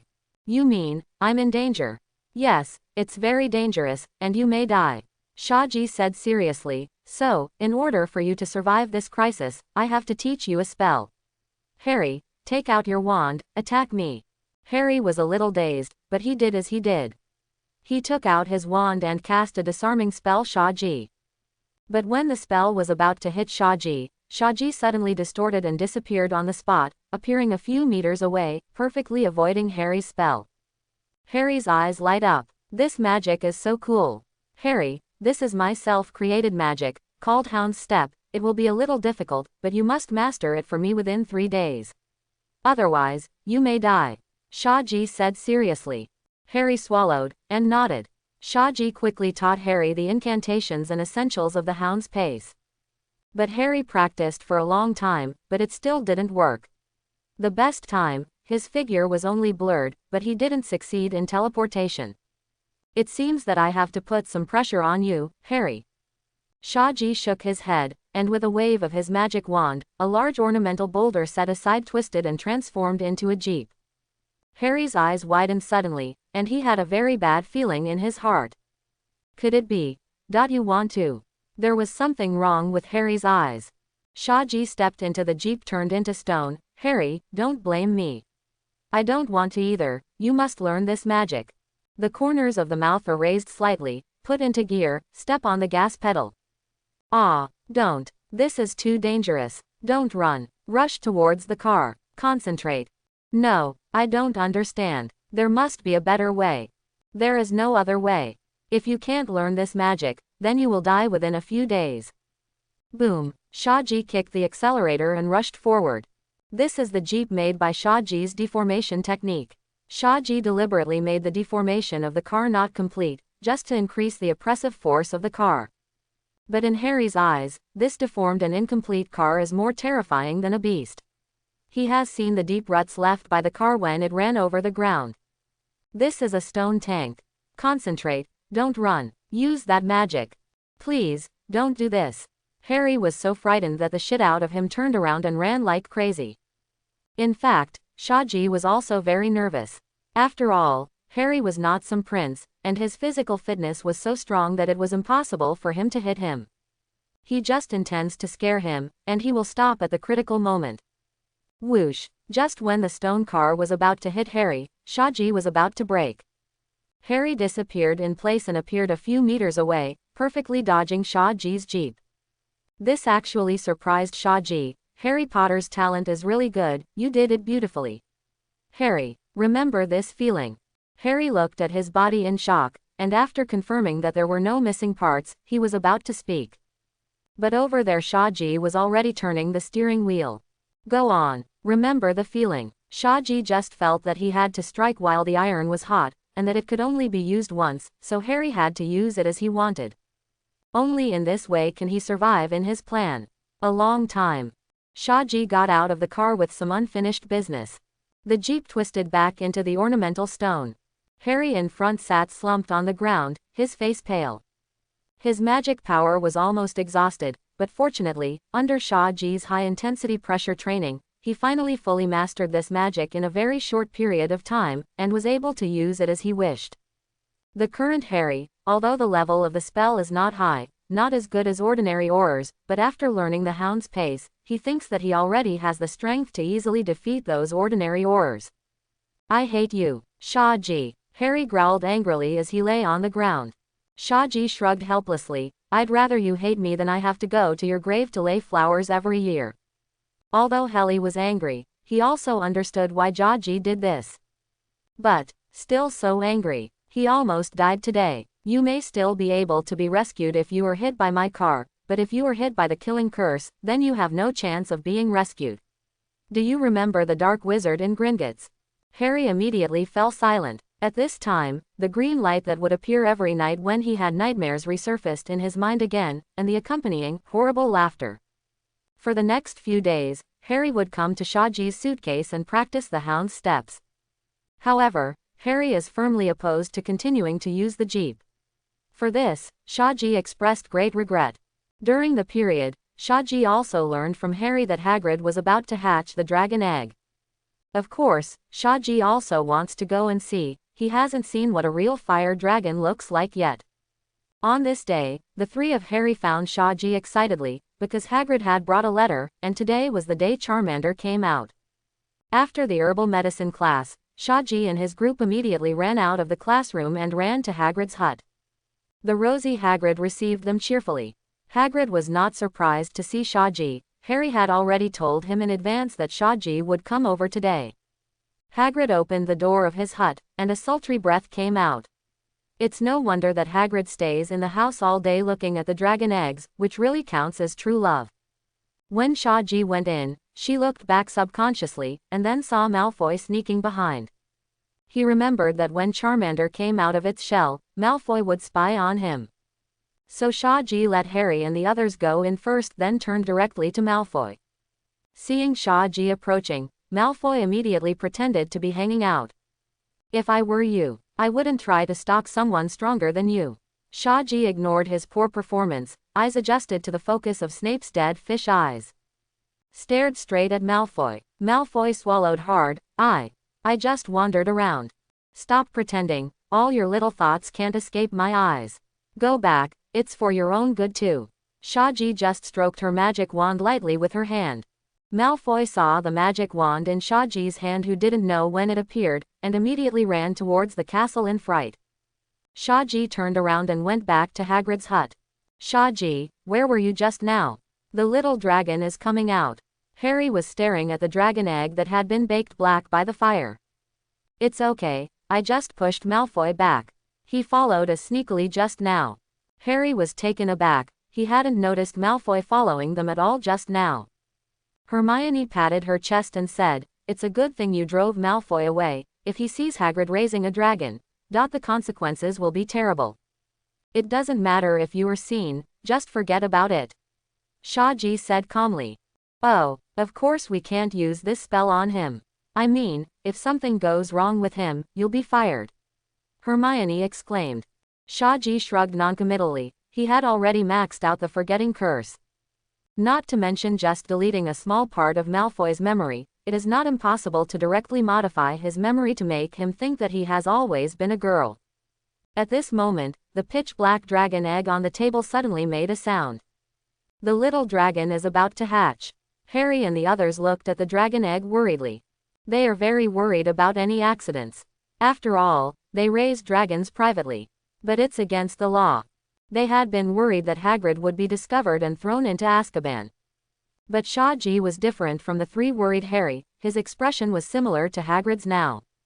He wasn't worried at all, and he even had time to chat with Hagrid. "It's a Norwegian Ridgeback, Hagrid, did you name it?" "Oh, of course, I'm going to call him Norbert," said Hagrid excitedly. At this time, there are more and more cracks on the dragon egg. Crack! Suddenly the dragon egg cracked open, and a very ugly and ferocious little dragon just crawled out of the egg, and even spewed out a small mouthful of flames. So ugly. Shaji looked at the crumpled little dragon with some distaste. "Oh, look how cute he is." Hagrid was thrilled. The dragon bit Hagrid's hand hard. "Oh, look, this little guy knows me, he knows his mother." Hagrid cried with joy. "I think he's simply hungry." Shaji grinned. "Ha!" Xiaolong opened his mouth and spat out a mouthful of flames. Set Hage's beard on fire. "Oh, look how lively this little guy is." Hagrid quickly put out the fire on his beard. Charmander Noble looked at the people around him curiously. Then, he noticed Shaji. He felt that there seemed to be a very friendly aura about Shaji, which made him want to get close. Noble approached Shaji, touched the back of Shaji's hand with his small head, and licked Shaji's hand intimately. Shaji couldn't help shrinking her hand, because the dragon's tongue has barbs, even though the little dragon is still very small, it still hurts to be licked. Norbert looked at Shaji, who was holding back his hands in a grieved way. Because of Shaji's druid talent, all animals can't help but get close to him. So Nuobo mistook Shaji, who made him feel close at first glance, for his relatives. Hagrid couldn't help feeling a little jealous seeing Noble being so close to Shaji. He hurriedly brought something to eat and fed it to Noble. But Norbert grinned at Hagrid and refused to accept his food. It turned its head and looked at Shaji expectantly. It seems to be waiting for Shaji to feed him. Hagrid reluctantly handed the food to Shaji. Shaji just took the bottle of chicken blood brandy mixed by Hagrid. Put it next to Norbert's mouth. Noble sniffed the bottle, then immediately opened his mouth, bit the bottle and began to drink. "Oh, how beautiful he is. What a lovely little fellow." Hagrid looked at Norbert with doting eyes. Although Norbert didn't like him approaching, and looked at him with vigilant eyes. "Hagrid, do you know how fast the Norwegian Ridgeback grows?" Hermione couldn't help asking. While feeding the Charmander, Shaji replied for Hagrid, "It grows pretty fast. As far as I know, it only takes a week to reach 3 times its current length." "Hagrid, you can't keep it forever. It won't be long before it grows to be as big as your house. How are you going to hide Norbert's existence then?" Harry tried to convince Hagrid not to be a fool raising dragons illegally. "Hagrid, you let him go, he can't stay here." "I know, of course I know that I can't be with him forever, but he is still so young, if we let him go to the wild, he will die," Hagrid said with tears in his eyes. He was really reluctant to send Noble away now, and it would be good to get along with him for one more day. "Hagrid, you need to calm down. This house of yours is made of wood. Norbert spits fire and you will be in big trouble," Ron urged. "But I can't throw it away, I can't." Hagrid was sad. Shaji put down the feeding bottle. "It's not a big problem, Hagrid, dig a hole, I have a solution." "Oh, no, you can't bury him alive," Hagrid protested loudly. Shaji pointed a black thread, Who said I'm going to bury him alive? Hagrid, dig a hole first. Confused, Hagrid was ordered to dig a hole in his backyard. Harry asked suspiciously, why did Hagrid dig a hole at home? Don't you remember my suitcase? Shaji smiled. Yeah, we can use the unseen stretching charm to get somewhere to hide it. Harry said excitedly. Hermione asked, then what's next? It can't be hidden forever. Did you forget? Ron said that his big brother Charlie is a dragon tamer. Why don't you write him a letter and ask? Correct. Ron expressed his opinion happily and wrote a letter to Big Brother when he got back. Shaji waited until after Hagrid dug a cellar. Immediately jumped in, casting the traceless stretching spell. Hermione watched in shock as the underground space continued to grow. She also tried this spell, thinking about making the space inside her small bag bigger. But when she really started to try, she realized that this is an impossible task for her now. However, this spell is still difficult for her to get started. But in the hands of Shaji, it was used to perfection. Hermione felt a little frustrated trying to make her pouch a little bit bigger, but without success. Shaji was casting a spell on a cellar, and it worked out well. At the same age, why can he be so good? Then she remembered the DA ring, which also had the untraceable stretching charm, which was also invented by Shaji. But it was the first time to see him cast this spell with his own eyes. She just admires Shaji more and more now. The space in the cellar was getting bigger and bigger. Shaji finally stopped the Wuhan stretching curse. He estimated that the space should be enough, and then began to decorate the ceiling of the cellar with magic. He cast a spell of the same type as the ceiling of the Hogwarts Great Hall. Soon, the ceiling of the cellar became the outside scenery. There is blue sky, white clouds, and the sun. However, these are all copies of the outer sky. Similar to projection, it's just a small blindfold. As a result, the inside of the cellar lit up immediately, not much different from the outside. Then Shaji decorated other places with ease. Although it looks rough and not as beautiful as Shaji's own suitcase, it is still enough to accommodate a small Charmander. Hagrid is very grateful to Shaji. But Shaji still reminded Hagrid that Norbert will always leave. This made Hagrid very depressed for a while. For the next few weeks, Shaji came to see and feed Noble almost every day. Because Noble believes that Shaji is only his relatives, and Shaji is not willing to pay attention to others. So Hagrid can't handle it now. Fortunately, Quirrell did not dare to act rashly, but recently Snape's mood has become more and more irritable. Because he works overtime every day to keep an eye on Quirrell, there is very little rest time. For Shaji, who dug a hole for him, Snape was very generous, and once again wrote down remembered Zhao every detail of Shaji in the small notebook in his heart. Soon, Charlie's reply came. He was happy to take over the Norwegian Ridgeback and made an appointment with Harry and the others. Shaji has no objection to this. He does not intend to keep Norbert, even though he has already tamed Norbert by virtue of his powerful druid talent. Just because Norbert is too young, never underestimate the power of a brat, especially when the brat is a dragon. The annoying Shaji naturally wouldn't object. Because Shaji helped to feed Noble, Ron was not bitten by Noble like in the original book.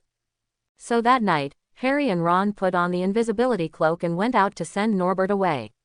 Hermione, who went with Harry in the original book, did not go this time. Shaji was also not involved in the operation, because if he had been there, Norbert would certainly not have been obediently staying in the crate. Since Shaji did not participate in the action that night, so he didn't know the result of the operation until the next day. The result was that the operation was half successful, and Noble was indeed successfully sent away.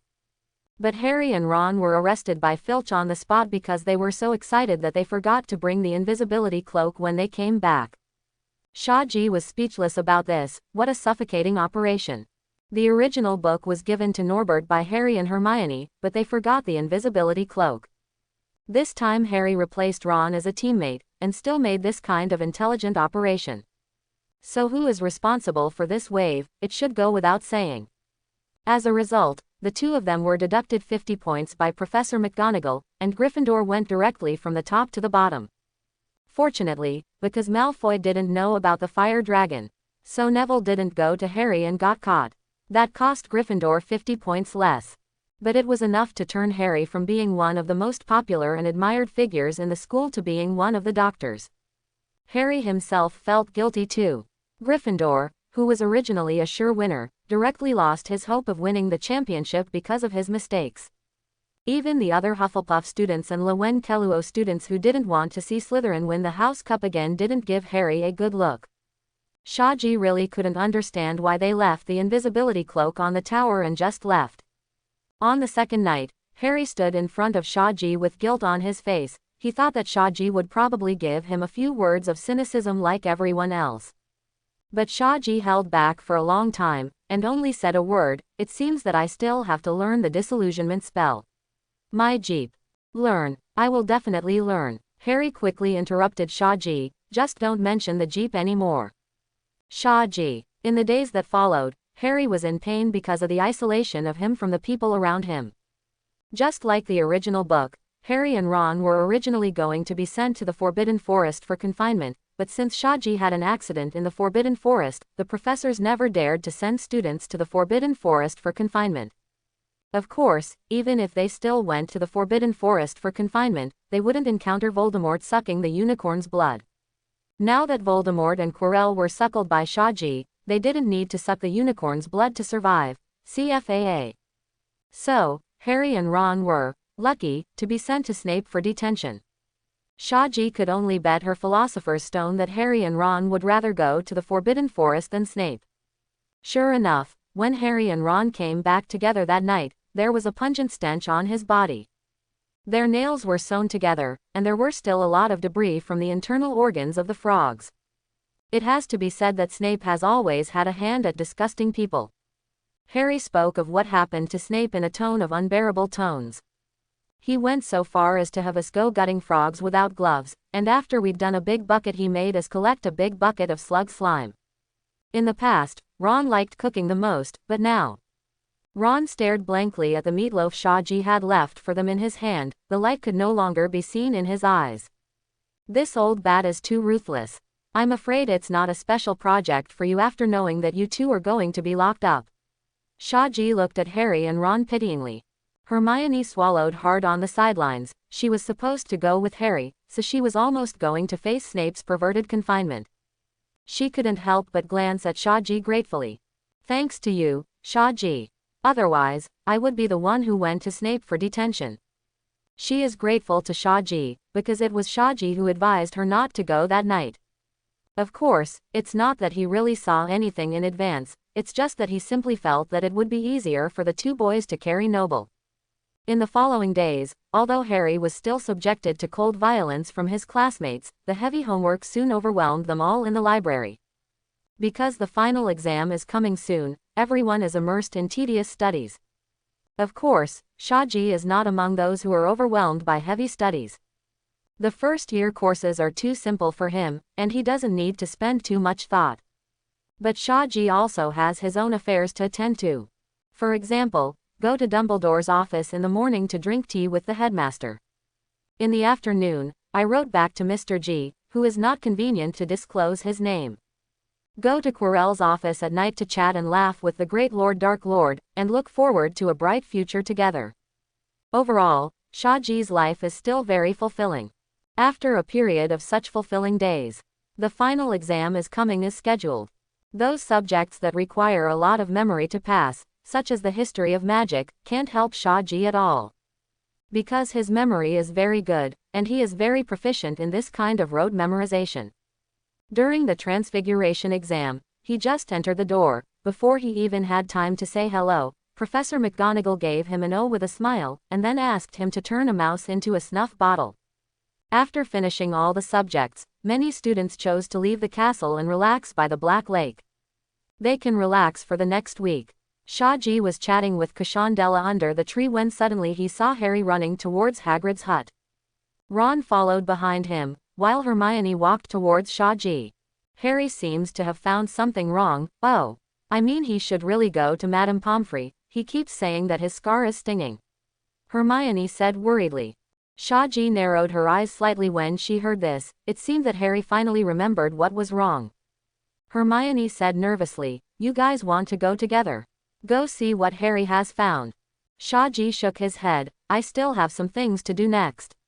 If Harry doesn't know what to do, you can tell him directly and let him go to Professor Dumbledore. He stood up and said hesitantly to Cassandela on the side, I have some very important things to do, very important. Just do it if you have something to do, what do you tell me? Cassandela lowered her head, as if she didn't care. It's just that her little hand hidden under the book was tightly clenched into a fist. He's going to do something dangerous again, and he can't take me there. Hermione looked suspiciously at Shaji, who turned away, but she finally ran towards Hagrid's hut. Shaji did this to get Hermione back to Harry's side, and without Hermione's help, Harry would make it difficult for them to even pass the first level. His finger caressed the ring, sending out a message. The plan officially starts today, it's time for you to leave. May be going to kill you tonight, you have to be careful. Shaji walked quickly towards the castle, which was in the direction of Quirrell's office. Dumbledore, Shaji's occlumency is strong enough to allow him to handle the Dark Lord with ease. Snape usually had a sullen face. So, can you really believe what he said to you? Dumbledore was silent for a while, and then said slowly, I choose to trust him. But you can't see what he's thinking now, can you? Why are you? Snape said quietly. Dumbledore was silent for a while again. Let me tell you straight, Severus, if Shaji were 17 years old now, I wouldn't trust him, and I would be very wary of him. But now he's 11 years old. When he was in Albania, he didn't have the conditions to learn occlumency, and at that time, I took a serious look at him. But people change. Of course, people change, Severus. Because of this, what we have to do now is not to make him what we want him to be. Dumbledore looked at Snape calmly. If we expelled from Hogwarts, thrown him out of the wizarding world, do you know what the consequences will be? Severus. His talent is far greater than Voldemort's. None of us want to see that day come. I'm worried that he will really go to the Dark Lord. Snape expressed his concern. In the face of power, many people will lose. I'm sure he won't be fooled by Voldemort. They're not the same kind of people at all. Dumbledore slowly looked out the window, where an owl was flying into the headmaster's window, dropping a letter on his desk. The plan has already begun. Severus, your mission has been completed. We will make a big move tonight. Of course, you'd better not show up. Voldemort doesn't know that you have betrayed. If possible, I hope you can continue lurk down. Shaji knocked on the door of Quirrell's office. He had come at just the right time, and Voldemort was sober now. After closing the door, Shaji said respectfully, Lord Dark Lord, today is a good time to get the Philosopher's Stone. Voldemort asked happily, I've been waiting for this day for a long time. Isn't Dumbledore at school today? I forged a letter from the Ministry of Magic, Shaji said, so Dumbledore will leave Hogwarts tonight and probably won't be back until tomorrow. Very good, very good. Voldemort was ecstatic and didn't have much doubts. He had been waiting for this day for a long time. Not to mention that it took Dumbledore away for one night. Even if he was turned away for 30 minutes, he could get the Philosopher's Stone. In his eyes, the checkpoints set by those professors are simply childish and ridiculous. So, what about Snape? He's been staring at me so hard. Quirrell has been freaked out by Snape lately. The old bat has been staring at him lately, and he suspects that he's going to do it himself. Toilet. Snape also hid outside and waited. Just finished the final exam. He has to correct the test paper, so I don't have time to watch you today. Shaji said, the excuse he had prepared long ago. In addition to the practical exam, the potions class also has a written exam. Snape was going to be very busy today and really didn't have time to keep an eye on Quirrell. Quirrell was still flustered, but what if he's not busy with the test papers but still staring at me? After all, the Philosopher's Stone is so important. Then you kill him. Voldemort didn't want to wait any longer, and now he only wanted to be resurrected. A Snape who didn't know if he had betrayed him. If he dared to block his way, then he didn't mind directly killing him. He kills. Anyway, there are plenty of servants. We'll leave as soon as we get the Philosopher's Stone.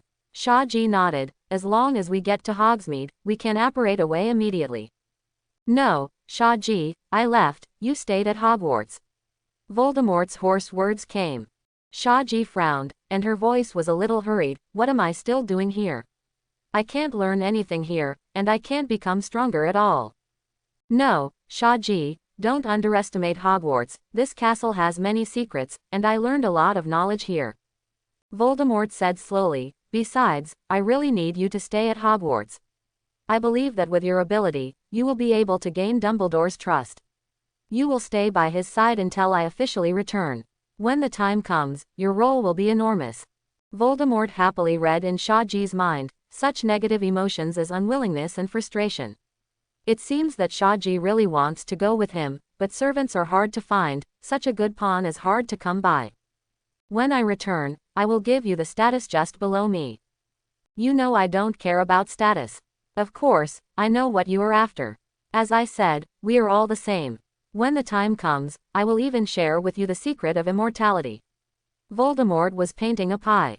In fact, besides painting big cakes, he can't give Shahji anything more. Okay, Shahji, reluctantly, agreed. After leaving Quirrell's office, the corners of Shahji's mouth rose slightly, and he sniffed at what Voldemort promised him. He doesn't want to be a Horcrux, he doesn't want to be a lunatic. What's the point of living forever if you lose your reason and emotions? Besides, Shahji only has the Philosopher's Stone, so he can live for a long time. Shahji didn't go back to Gryffindor's common room, but went directly to Snape's office. He couldn't let Harry and the others find him, because Harry and the others would definitely come to him for help. But he really had an appointment with Voldemort tonight. Shahji stayed in Snape's office until midnight. Before going out, Snape handed him a small bottle. Even if you didn't tell me, I can guess that that stupid and arrogant Potter will definitely show up tonight. Shahji looked at the small bottle in surprise. There was only one drop of medicine in the small bottle, but this drop of medicine exuded a charming luster.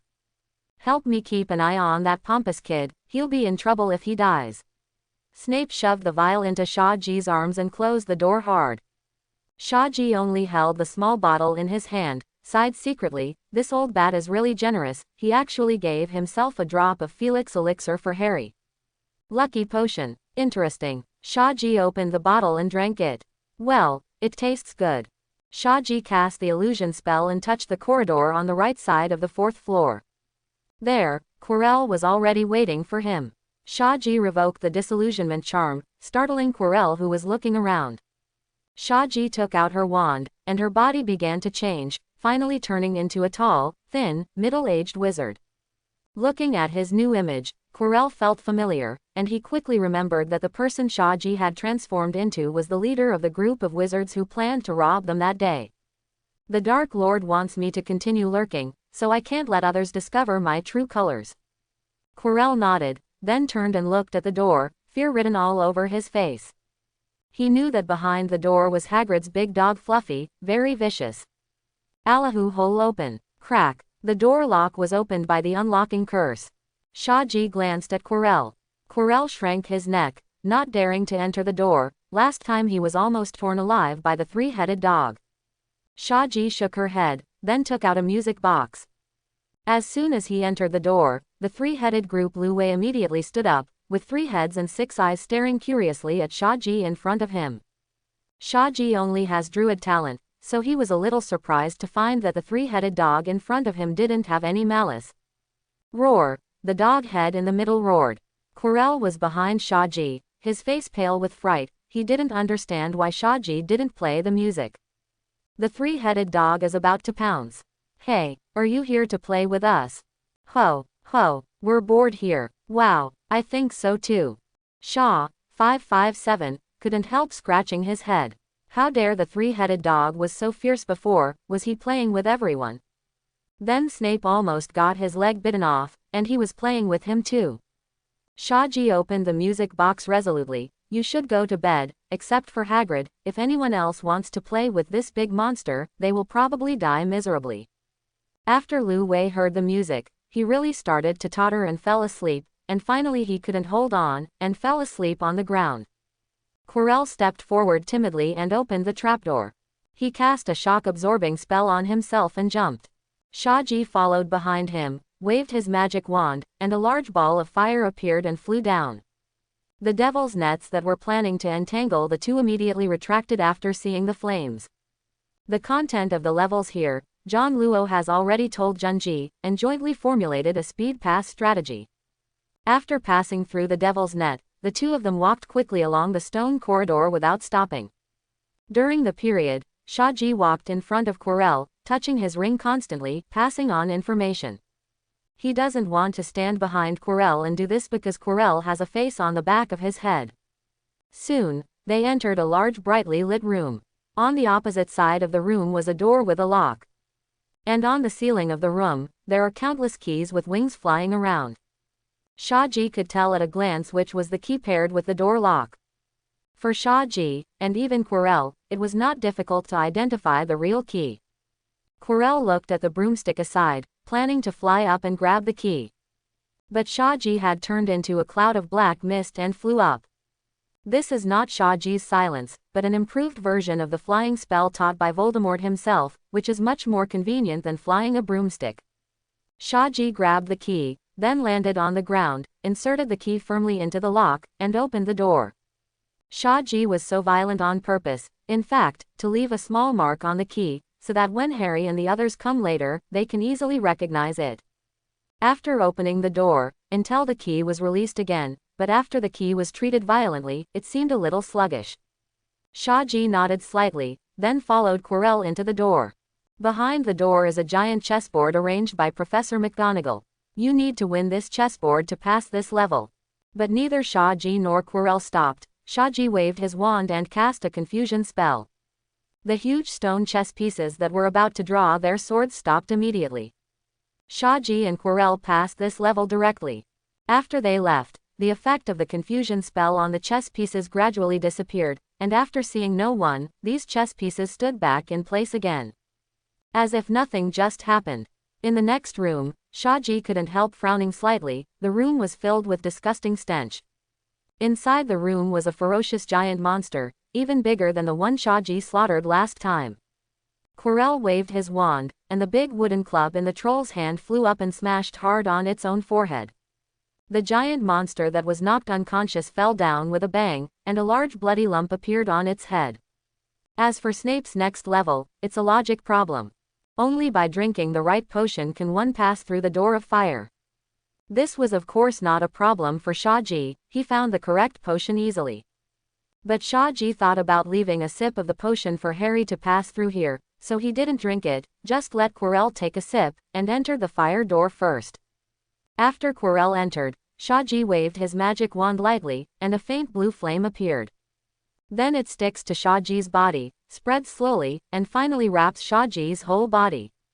Advanced usage of Grindelwald gas stove, fire shield protection. Under the wrap of Fiendfire, Shaji easily crossed the fire gate set by Snape. As a result, he left Harry with just enough potions for him to drink alone. Behind the fire door is a large circular room. Shaji knew that this was actually a hidden room on the first floor of the castle, which Dumbledore had told him. In the center of the room stands a huge mirror, which is the mirror of Arise. Now, Quirrell is standing in front of the mirror, looking obsessively at himself in the mirror. He saw himself in the mirror having got the Philosopher's Stone and was dedicating it to his master. Shaji walked behind him slowly. Have you found the Philosopher's Stone? I think we better hurry up, because I suddenly have a bad feeling. But I can't find where the Philosopher's Stone is. Quirrell looked anxiously at the magic mirror in front of him. He checked the frame of the magic mirror inch by inch with his hands, trying to find a trace of the Philosopher's Stone on it. But obviously, this is doing useless work. Just when Quirrell was about to call his master for help, the fire door flickered again, and a thin figure walked in. Shaji turned her head to look. It was Harry. It's you. Why is it you? I thought it was Snape. Harry was stunned. He always thought that poor Professor Quirrell was the victim, but now it seemed that it was so. Ah, of course, Snape doesn't look like a nice guy, does he? Quirrell sneered. Shaji stood aside without making a sound, but his hand stretched out to the ring in his hand again, stroking gently. It's time, please be ready. Next, Quirrell confronts Harry, and like most villains who die of talking too much, starts explaining the ins and outs to Harry. Then Harry knew that Snape was the one who saved him, and it was Keelu who hurt him that day. After that, it was almost the same as the original book. Harry was forced to stand in front of the magic mirror. Harry got the Philosopher's Stone, but he lied, saying that his reflection in the mirror was shaking Dumbledore's hand. But all these lies were easily seen through by Voldemort's legilimency. The Philosopher's Stone is in his pocket. At this time, Quirrell had already untied the scarf and asked his master to talk to Harry. And from this time on, it has been different from the original. In the original book, Voldemort was actually on the verge of death at this time, and only by drinking the blood of unicorns could he recover a little bit of physical strength, barely sustaining the conversation with Harry. When Harry ran away, he could only order Quirrell to catch Harry, but he couldn't intervene at all. But now, because of Shaggy's sip of milk, Voldemort is very energetic now. So Voldemort quickly took over Quirrell's body. Harry turned and ran. He wanted to escape. Shaggy took a step forward, pointing her wand at Harry. "No, he's mine," Voldemort roared, stopping Shaggy's movement. Avada Kedavra. The green light flashed. It illuminated the entire circular classroom. Harry fled quickly. There were not only Quirrell and Voldemort attached to him, but also a tall and thin wizard who had been standing aside and not speaking. With his own strength, it is impossible to defeat them, and now that the Philosopher's Stone is in his hands, the most correct way is to run away immediately. But when he was about to step into the door of fire, he suddenly felt a warning sign. This was a keen sense of smell that he had experienced hundreds of jeep attacks and honed. If he didn't get out of the way, it must be very bad. Harry didn't even turn his head, and immediately launched the hound dog pace, skillfully. Whoosh! Harry suddenly disappeared in place and appeared a few meters away. The miserable green light hit the steps below the fire door, blowing up a large piece of rubble.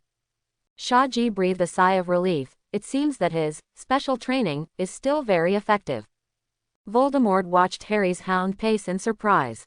"I didn't know you had such a talent," Voldemort said, holding Quirrell's wand in his hand, and cast another killing curse. Harry had just dodged a killing curse, but it made him even further away from the door. At this time, Voldemort's spell came again. Harry hastily dodged again. At this moment, he knew that he had no way to escape, so after dodging the blow, he waved his wand at Voldemort without hesitation. Bones to pieces. Thunderbolt explosion. Total petrochemical. Even though Harry's spells were pushed away by Voldemort, they had no effect, but Voldemort's spells couldn't hurt Harry at all. Voldemort was very angry. In his eyes, Harry was like an eel, not slippery.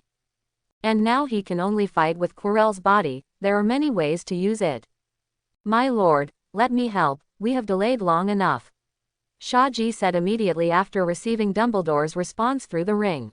"Kill him. The Philosopher's Stone is in his pocket." Voldemort finally stopped refusing Shaggy's help, because Harry was really too slippery, and he had to wait until his magic power was exhausted to catch him.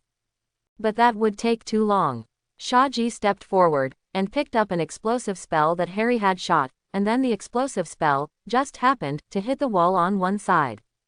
And this wall just happened to be relatively weak, and Harry's spell blasted a big hole in it.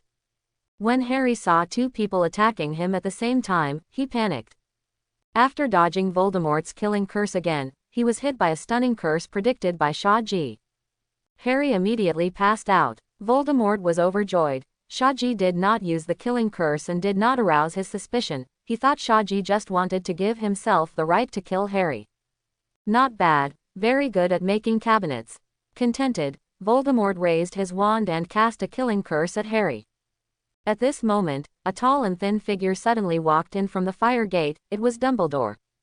With a wave of his hand, Harry on the ground immediately moved several meters to the side, dodging Voldemort's killing curse. Dumbledore had actually arrived long ago, and he'd been waiting for this moment. Immediately after Dumbledore moved Harry away, he shot a fiery spell ray at Voldemort. Shaggy pushed Quirrell's body away, and cast a death curse. The green light and the red light immediately collided. Shaggy suddenly felt his hands sink. His wand almost flew out of his hand. "Is this Dumbledore's strength? You go first, I can't stand it for long," Shaggy said while pretending to be struggling with Dumbledore. Voldemort, who was planning to sneak attack from the side, stopped his movements immediately. His strength has not yet recovered, and he is still using Quirrell's body. Even if he sneak attack Dumbledore, it is impossible to succeed. After all, Voldemort was once a wizard of this level, so he naturally understood this. And Shaji was just a little wizard. It was a miracle that he could block Dumbledore for an instant. If he didn't leave now, he might have no chance. At this moment, Shaji seemed to be unable to bear it any longer, barely getting rid of Dumbledore's spell. Then throw out a ball the size of a pigeon egg. Boom! The ball exploded, and a thick black air instantly filled the whole room. Shaji pulled Quirrell, both of them turned into black mist, and then flew out from the hole that was blown open by Harry. It seems that because of the black mist, Dumbledore didn't chase out right away. Voldemort said hoarsely, "You stay. Don't forget the mission I gave you." Shaji nodded, and then turned into a black mist and flew to the other side. After finding a corner with no one and no portraits, he immediately returned to his original shape. He brewed for a while, and then his face turned pale, as if he had consumed a lot of magic power. This is for Dumbledore to see. I just confronted Dumbledore. Although both sides tried their best, how could they be unscathed? After Shaji got ready, she rushed out immediately, chasing after Voldemort in the direction where Voldemort was escaping. At this time, Voldemort's remnant soul was exhausted to the extreme, and it took too much of his energy to deal with the eel-like Harry.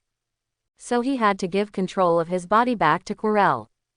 Quirrell is running for his life. As long as he escapes from Hogwarts, he can escape successfully. Because his body was overconsumed, he couldn't use the flying curse now. So you can only run. Go. I may not be able to make a move, Voldemort said hoarsely at the back of his head. The panicked Quirrell stopped suddenly after turning a corridor. In front of him, Hermione looked at him in horror. And on the window glass next to it, the back of Quirrell's head is clearly reflected. Hermione was stunned by that hideous face. Avada Kedavra. Quirrell cast the Kadavra curse without hesitation. Now he is running for his life, and everyone who stands in his way will die.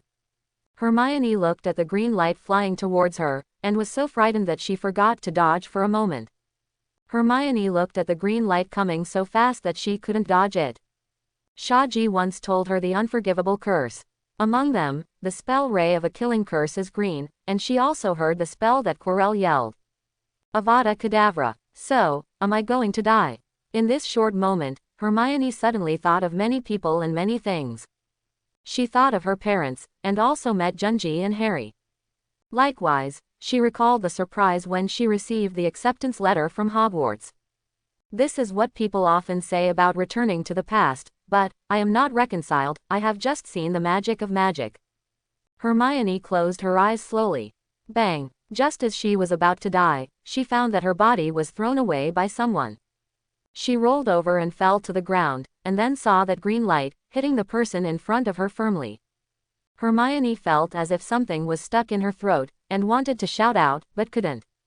She stared blankly at the person in front of her falling to the ground, and what caught her eyes was that head of black, somewhat fluffy hair, and that familiar face. But now this face is extremely pale, with empty eyes. Shaji, dead. With tears in her eyes, Hermione picked up her wand and pointed it at Keluo. What spell should I use? She suddenly remembered the spell Quirrell cast on her just now. She shouted angrily, "Ah!" However, as soon as she uttered the first word of her incantation, Quirrell in front of her eyes was hit by a blazing red light, and her body gradually turned into fly ash. A black mass with a hideous face soared into the sky. Another blazing spell hit the phantom, but the spell passed through the phantom, and the phantom was unharmed. Ha ha ha ha ha. Xiang laughed wildly, passed through the wall, and disappeared. Hermione raised her wand blankly, and then she saw an angry Dumbledore. He was glaring at the departing phantom. Hermione dropped the wand in her hand, her legs were still limp, she moved her legs desperately, she commanded her legs to let them lead her there. Go to Shaji's side. She almost crawled over, this little distance seemed to her suddenly become very long. Suddenly she was afraid to look at the dead Shaji, but she still threw herself in front of his dead body. Shaji stared at the sky with lifeless eyes, these eyes were already lifeless. Dumbledore ran over and looked sadly at Yuanji lying on the ground. At this time Hermione was crying on Shaji's body. He witnessed the whole scene of Shaji saving people just now. How could a good boy who gave his life to save his classmates become the Dark Lord? This is not the first time he has resisted the death curse for others. Dumbledore was so guilty that he wanted to die instead of the child. But Dumbledore bent down sadly to pick up Shaji. He can't let this good boy lie on the cold ground. Shaji is a hero. Dumbledore pulled Shaji's limp arm. Suddenly, Shaji straightened her waist and took a painful breath. Dumbledore was pleasantly surprised to find that Shaji's eyes had regained their brilliance. Shaji looked at Hermione, who was crying like pears and rain, and Dumbledore, who had red eyes. "Professor, I might have screwed up." These were the first words Shaji said after waking up. Hermione hugged Shaji, crying with joy. "No, good boy, you've done a good job. To be precise, you've done better than anyone else." Dumbledore looked at Shaji happily. Shaji picked up the crescent moon amulet hanging around his neck. "It's just that the originally exquisite talisman now has a deep crack." Shaji only knew that if she suffered another death curse, the amulet would break. Seeing Dumbledore's soft eyes in front of her, Shaji understood that her goal had been achieved. Originally, Shaji and Voldemort had made an appointment without telling Quirrell in advance. If Quirrell could not escape, then Shaji would come and take Quirrell's life with his own hands, so as to gain Dumbledore's trust. Anyway, Voldemort couldn't die until the Horcrux was destroyed, and the confident Voldemort planned to sneak into Dumbledore's side at the cost of Quirrell. Shaji accepted Voldemort's proposal with feigned confusion. And this item is also part of Shaji and Dumbledore's plan, because the reason why Voldemort made such a decision was actually guided by Shaji. He went to Quirrell's office every night to chat and laugh with Voldemort, and it wasn't for nothing. After Shaji's series of outstanding performances and his multiple hints in the conversation, Voldemort felt more and more that Quirrell was a useless piece of trash compared to Shaji. So I took the initiative to propose this request to Shaji. As a result, Quirrell can be eliminated as planned. At that time, it will not only gain Voldemort's trust, but also make Voldemort lose a servant who can possess him, which will delay the progress of his resurrection. But when Shaji just arrived, he happened to see Hermione meet Quirrell face to face, and he secretly thought it was bad at that time. Sure enough, for Quirrell, who was at the end of his rope, throwing his hands was a death-defying curse. Shaji originally planned to rush forward, save Hermione, and then kill Quirrell. This would not have affected the plan. Quirrell's killing curse is a joke in Shaji's eyes. He has more than 100 ways to save Hermione without getting hurt. But when he was about to make a move, he suddenly had a faint premonition in his heart. If he rushed forward, pushed Hermione away, and then took the killing curse directly on his body, he would get better results. Shaji suddenly remembered the Felix elixir he drank before setting off. He knew the beauty of the Felix elixir, so he decided to believe in this feeling. With the talisman sent by Cashandela, Quirrell's killing curse should not hurt him. Sure enough, when he pushed Hermione away and faced Quirrell's killing curse, his crisis awareness talent had no warning, which meant that he took the killing curse with his body without any danger.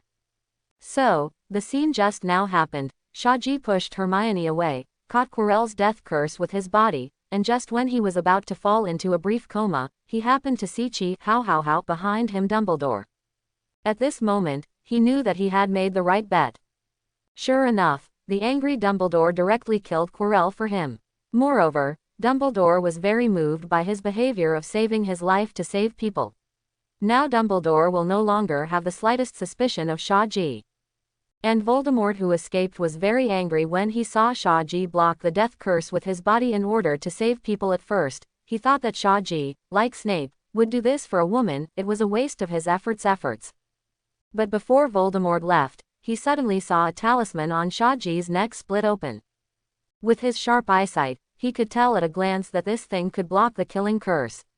Seeing Dumbledore's expression, he immediately guessed Shaji's intentions. He knew that Dumbledore liked such acts of self-sacrifice, so, from this day on, Shaji successfully entered Dumbledore's side. So Voldemort was very happy in the end, and left with a big smile. This wave of operations by Shaji directly won the trust of Dumbledore and Voldemort, an absolute bloodbath. He was lying on the ground, weakly, because the premonition of Felicia once again reminded him that he had better pretend to be very weak now, and then live in the school hospital. Hermione, I feel breathless. At this time, Hermione was still hugging Shaji excitedly. Although he didn't resist this feeling, the hug was too tight, and he couldn't breathe. Hermione blushed and let go of Shaji quickly. She was really excited. If Shaji really died to save her, she would feel guilty enough to want to die. Dumbledore clearly asked him to go back to Gryffindor's attic before, but why did he still want to help? Then he met Quirrell. Fortunately, Shaji didn't die. At that moment, she felt that her world was bright again. She blushed. Oh my god, what would Cassidella think if she saw me holding Shaji like this? What is the relationship between Cassidella and Shaji? Dumbledore looked at Shaji mildly, and then smiled meaningfully. Shaji looked at Dumbledore's smile and was a little speechless. Stop laughing and send me to the school infirmary quickly, I think I can still be rescued. Dumbledore bent down and picked up Shaji, who was going to take Shaji to the school hospital. Although there was a talisman to block the death-killing curse, after all, he was hit by a death-killing curse, so Shaji had to check his body carefully, in case there will be any unsightly sequelae. Ding! Quirrell was killed by Dumbledore, but it was also because of the host's influence that he was killed. Congratulations to the host for completing the Unicorn's Revenge mission. Ding! Congratulations to the host, you have obtained the full version of the Unicorn Shadow talent. Shaji almost forgot about this task, and she didn't know how powerful the summoned Unicorn Phantom was. He decided to wait until later to try it slowly. Now he has to play a weak patient. When Harry saw Dumbledore and Hermione with red eyes, he felt something was wrong, and then he saw Shaji, who was hugged by Dumbledore. Shaji's face was pale, her eyes were closed, and she was motionless. Harry couldn't help but feel sad. Professor Dumbledore. Until he, what the hell is going on? He thought Shaji was dead. It was not surprising at all. After all, it was Voldemort who broke into the school. Shaji saved me. If it wasn't for his special training, I wouldn't be able to learn that magic, and if I didn't learn that magic, I would definitely be dead. But I didn't expect that until he. Harry's eyes were full of sadness. Dumbledore sighed. Shaji is not dead, Harry. It's time for you to go to the school hospital, you were injured too. Come with me. After the examination, if you have any questions, please ask. Shaji underwent a detailed examination by Mrs. Pomfrey at the school hospital. Of course, she didn't have any other major problems except that Shaji was a little weak. She prepared a large cup of potion for Shaji, which is said to nourish the body, similar to the potion he used to drink after being rescued in Albania. It's just that the big cup in front of me is said to have been brought by Snape, and the effect is much stronger than what Shaji drank before. It's just that Snape didn't bring it in personally. While Shaji was drinking the potion, Dumbledore was answering Harry and Hermione's questions. Also, he was knocked unconscious by McGonagall Show's giant chess piece, and by the time Shaji arrived, he was already dead. Shaji didn't listen to Dumbledore's speech, he fell asleep quickly. This nourishing potion also has an excellent sleeping effect. When he woke up, he heard that Cashandela came last night, and she was very angry. Shaji couldn't help but secretly rejoiced. Sure enough, the reminder of the Felicity potion was bullshit, and when she fell asleep, Cashandela wanted to find her bad luck, but she couldn't help herself. It's a pity that you can't drink too much potion like Felix Elixir. Shaji thought happily. After a night of calmness, Casandela should calm down now too. However, it turns out that he was completely wrong. After hearing the news that Shaji woke up, Shaji's friends all took turns to visit. Of course, that includes Cashandela too. Casandela just looked at Shaji coldly with eyes like looking at trash. Do you want to block a death curse for every girl you know?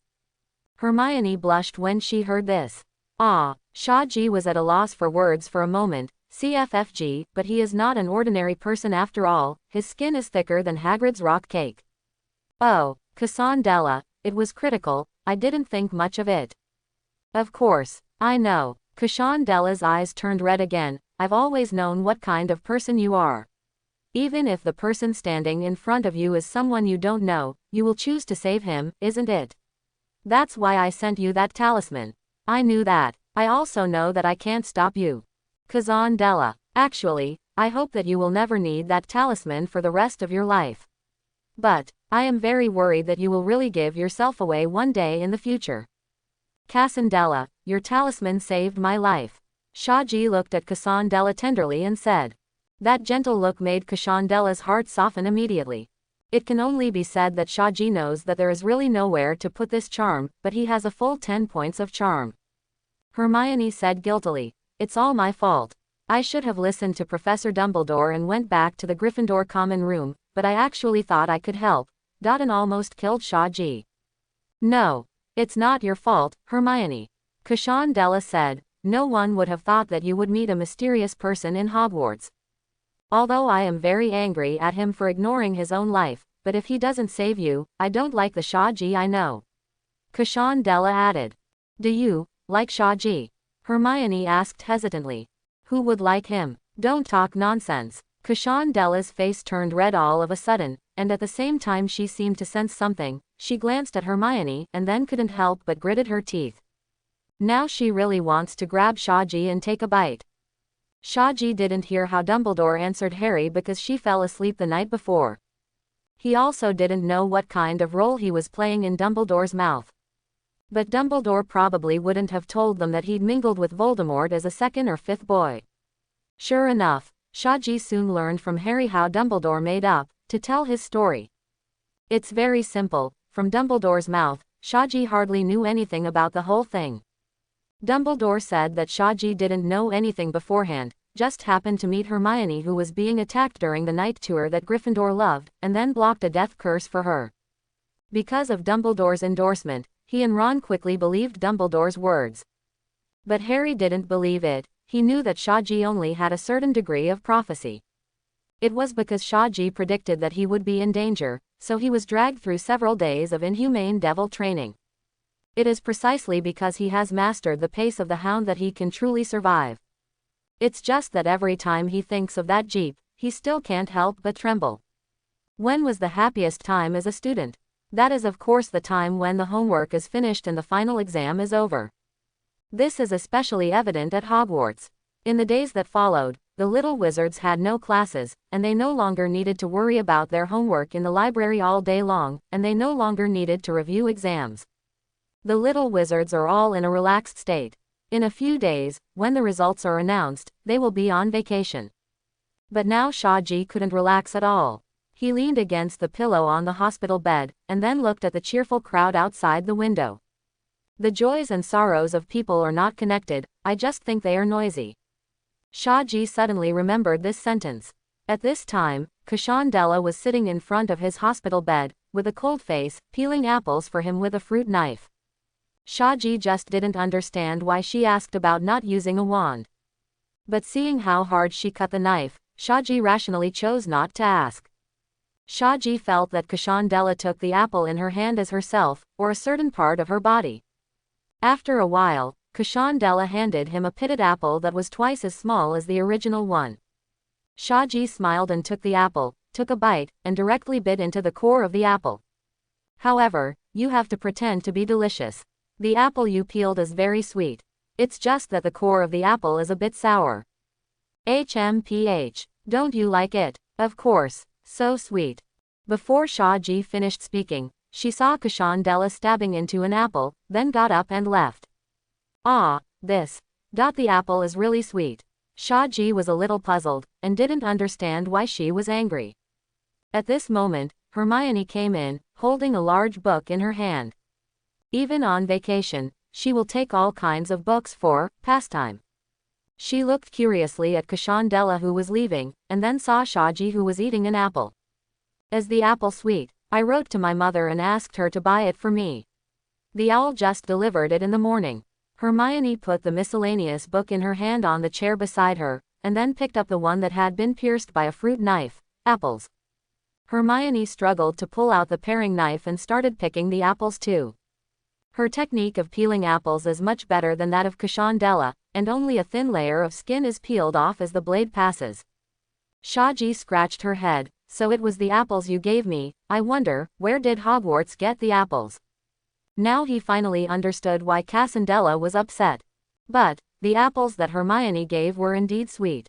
It's a dark room. There is only one stone bed in the room. An emaciated figure curled up on the stone bed, his body covered with a torn thin blanket. In this kind of dense darkness, it seems that even time has stopped. Suddenly, a paper airplane flew in through a crack in the stone that could barely be called a window on the wall. The curled-up figure suddenly moved. He grabbed the paper airplane and opened it impatiently. The paper airplane was flattened, and it turned out to be a letter, the elegant font shimmering in the dark. There was a gleam of brilliance in the originally empty and lifeless eyes of that thin figure. Mr. G, who cannot be named. Hello, sorry, I have been busy with some things recently, so I have time to reply to you now. Regarding the viewpoint you mentioned last time, I do have some different views.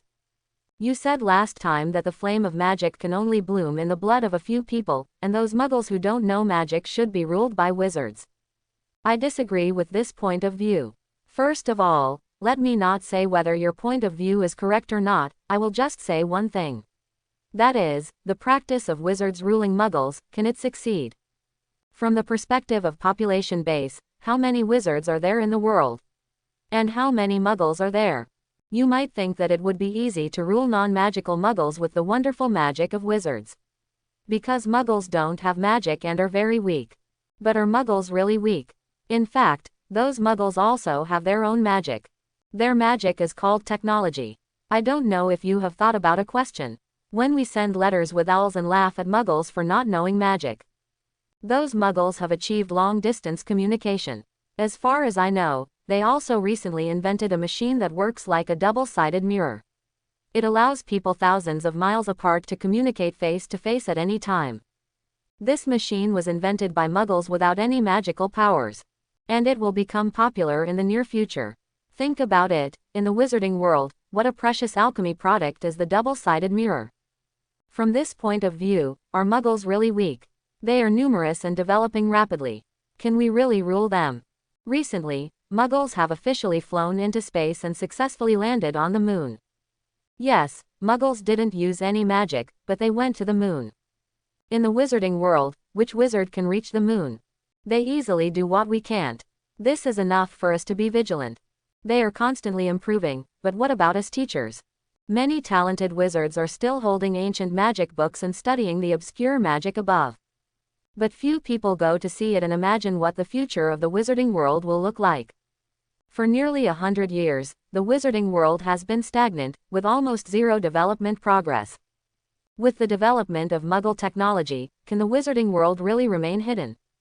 I think that with the development of Muggle technology, sooner or later the wizarding world will be exposed to Muggles. When they have studied the mysteries of our magic, and seen all our tricks, what are we left with? But we should be thankful that Muggles can't learn our magic, but we can learn Muggles technology. Why not? We're all human, whether Muggles or wizards. Whether Muggles rule wizards, or wizards rule Muggles, these outcomes are not the future of humanity.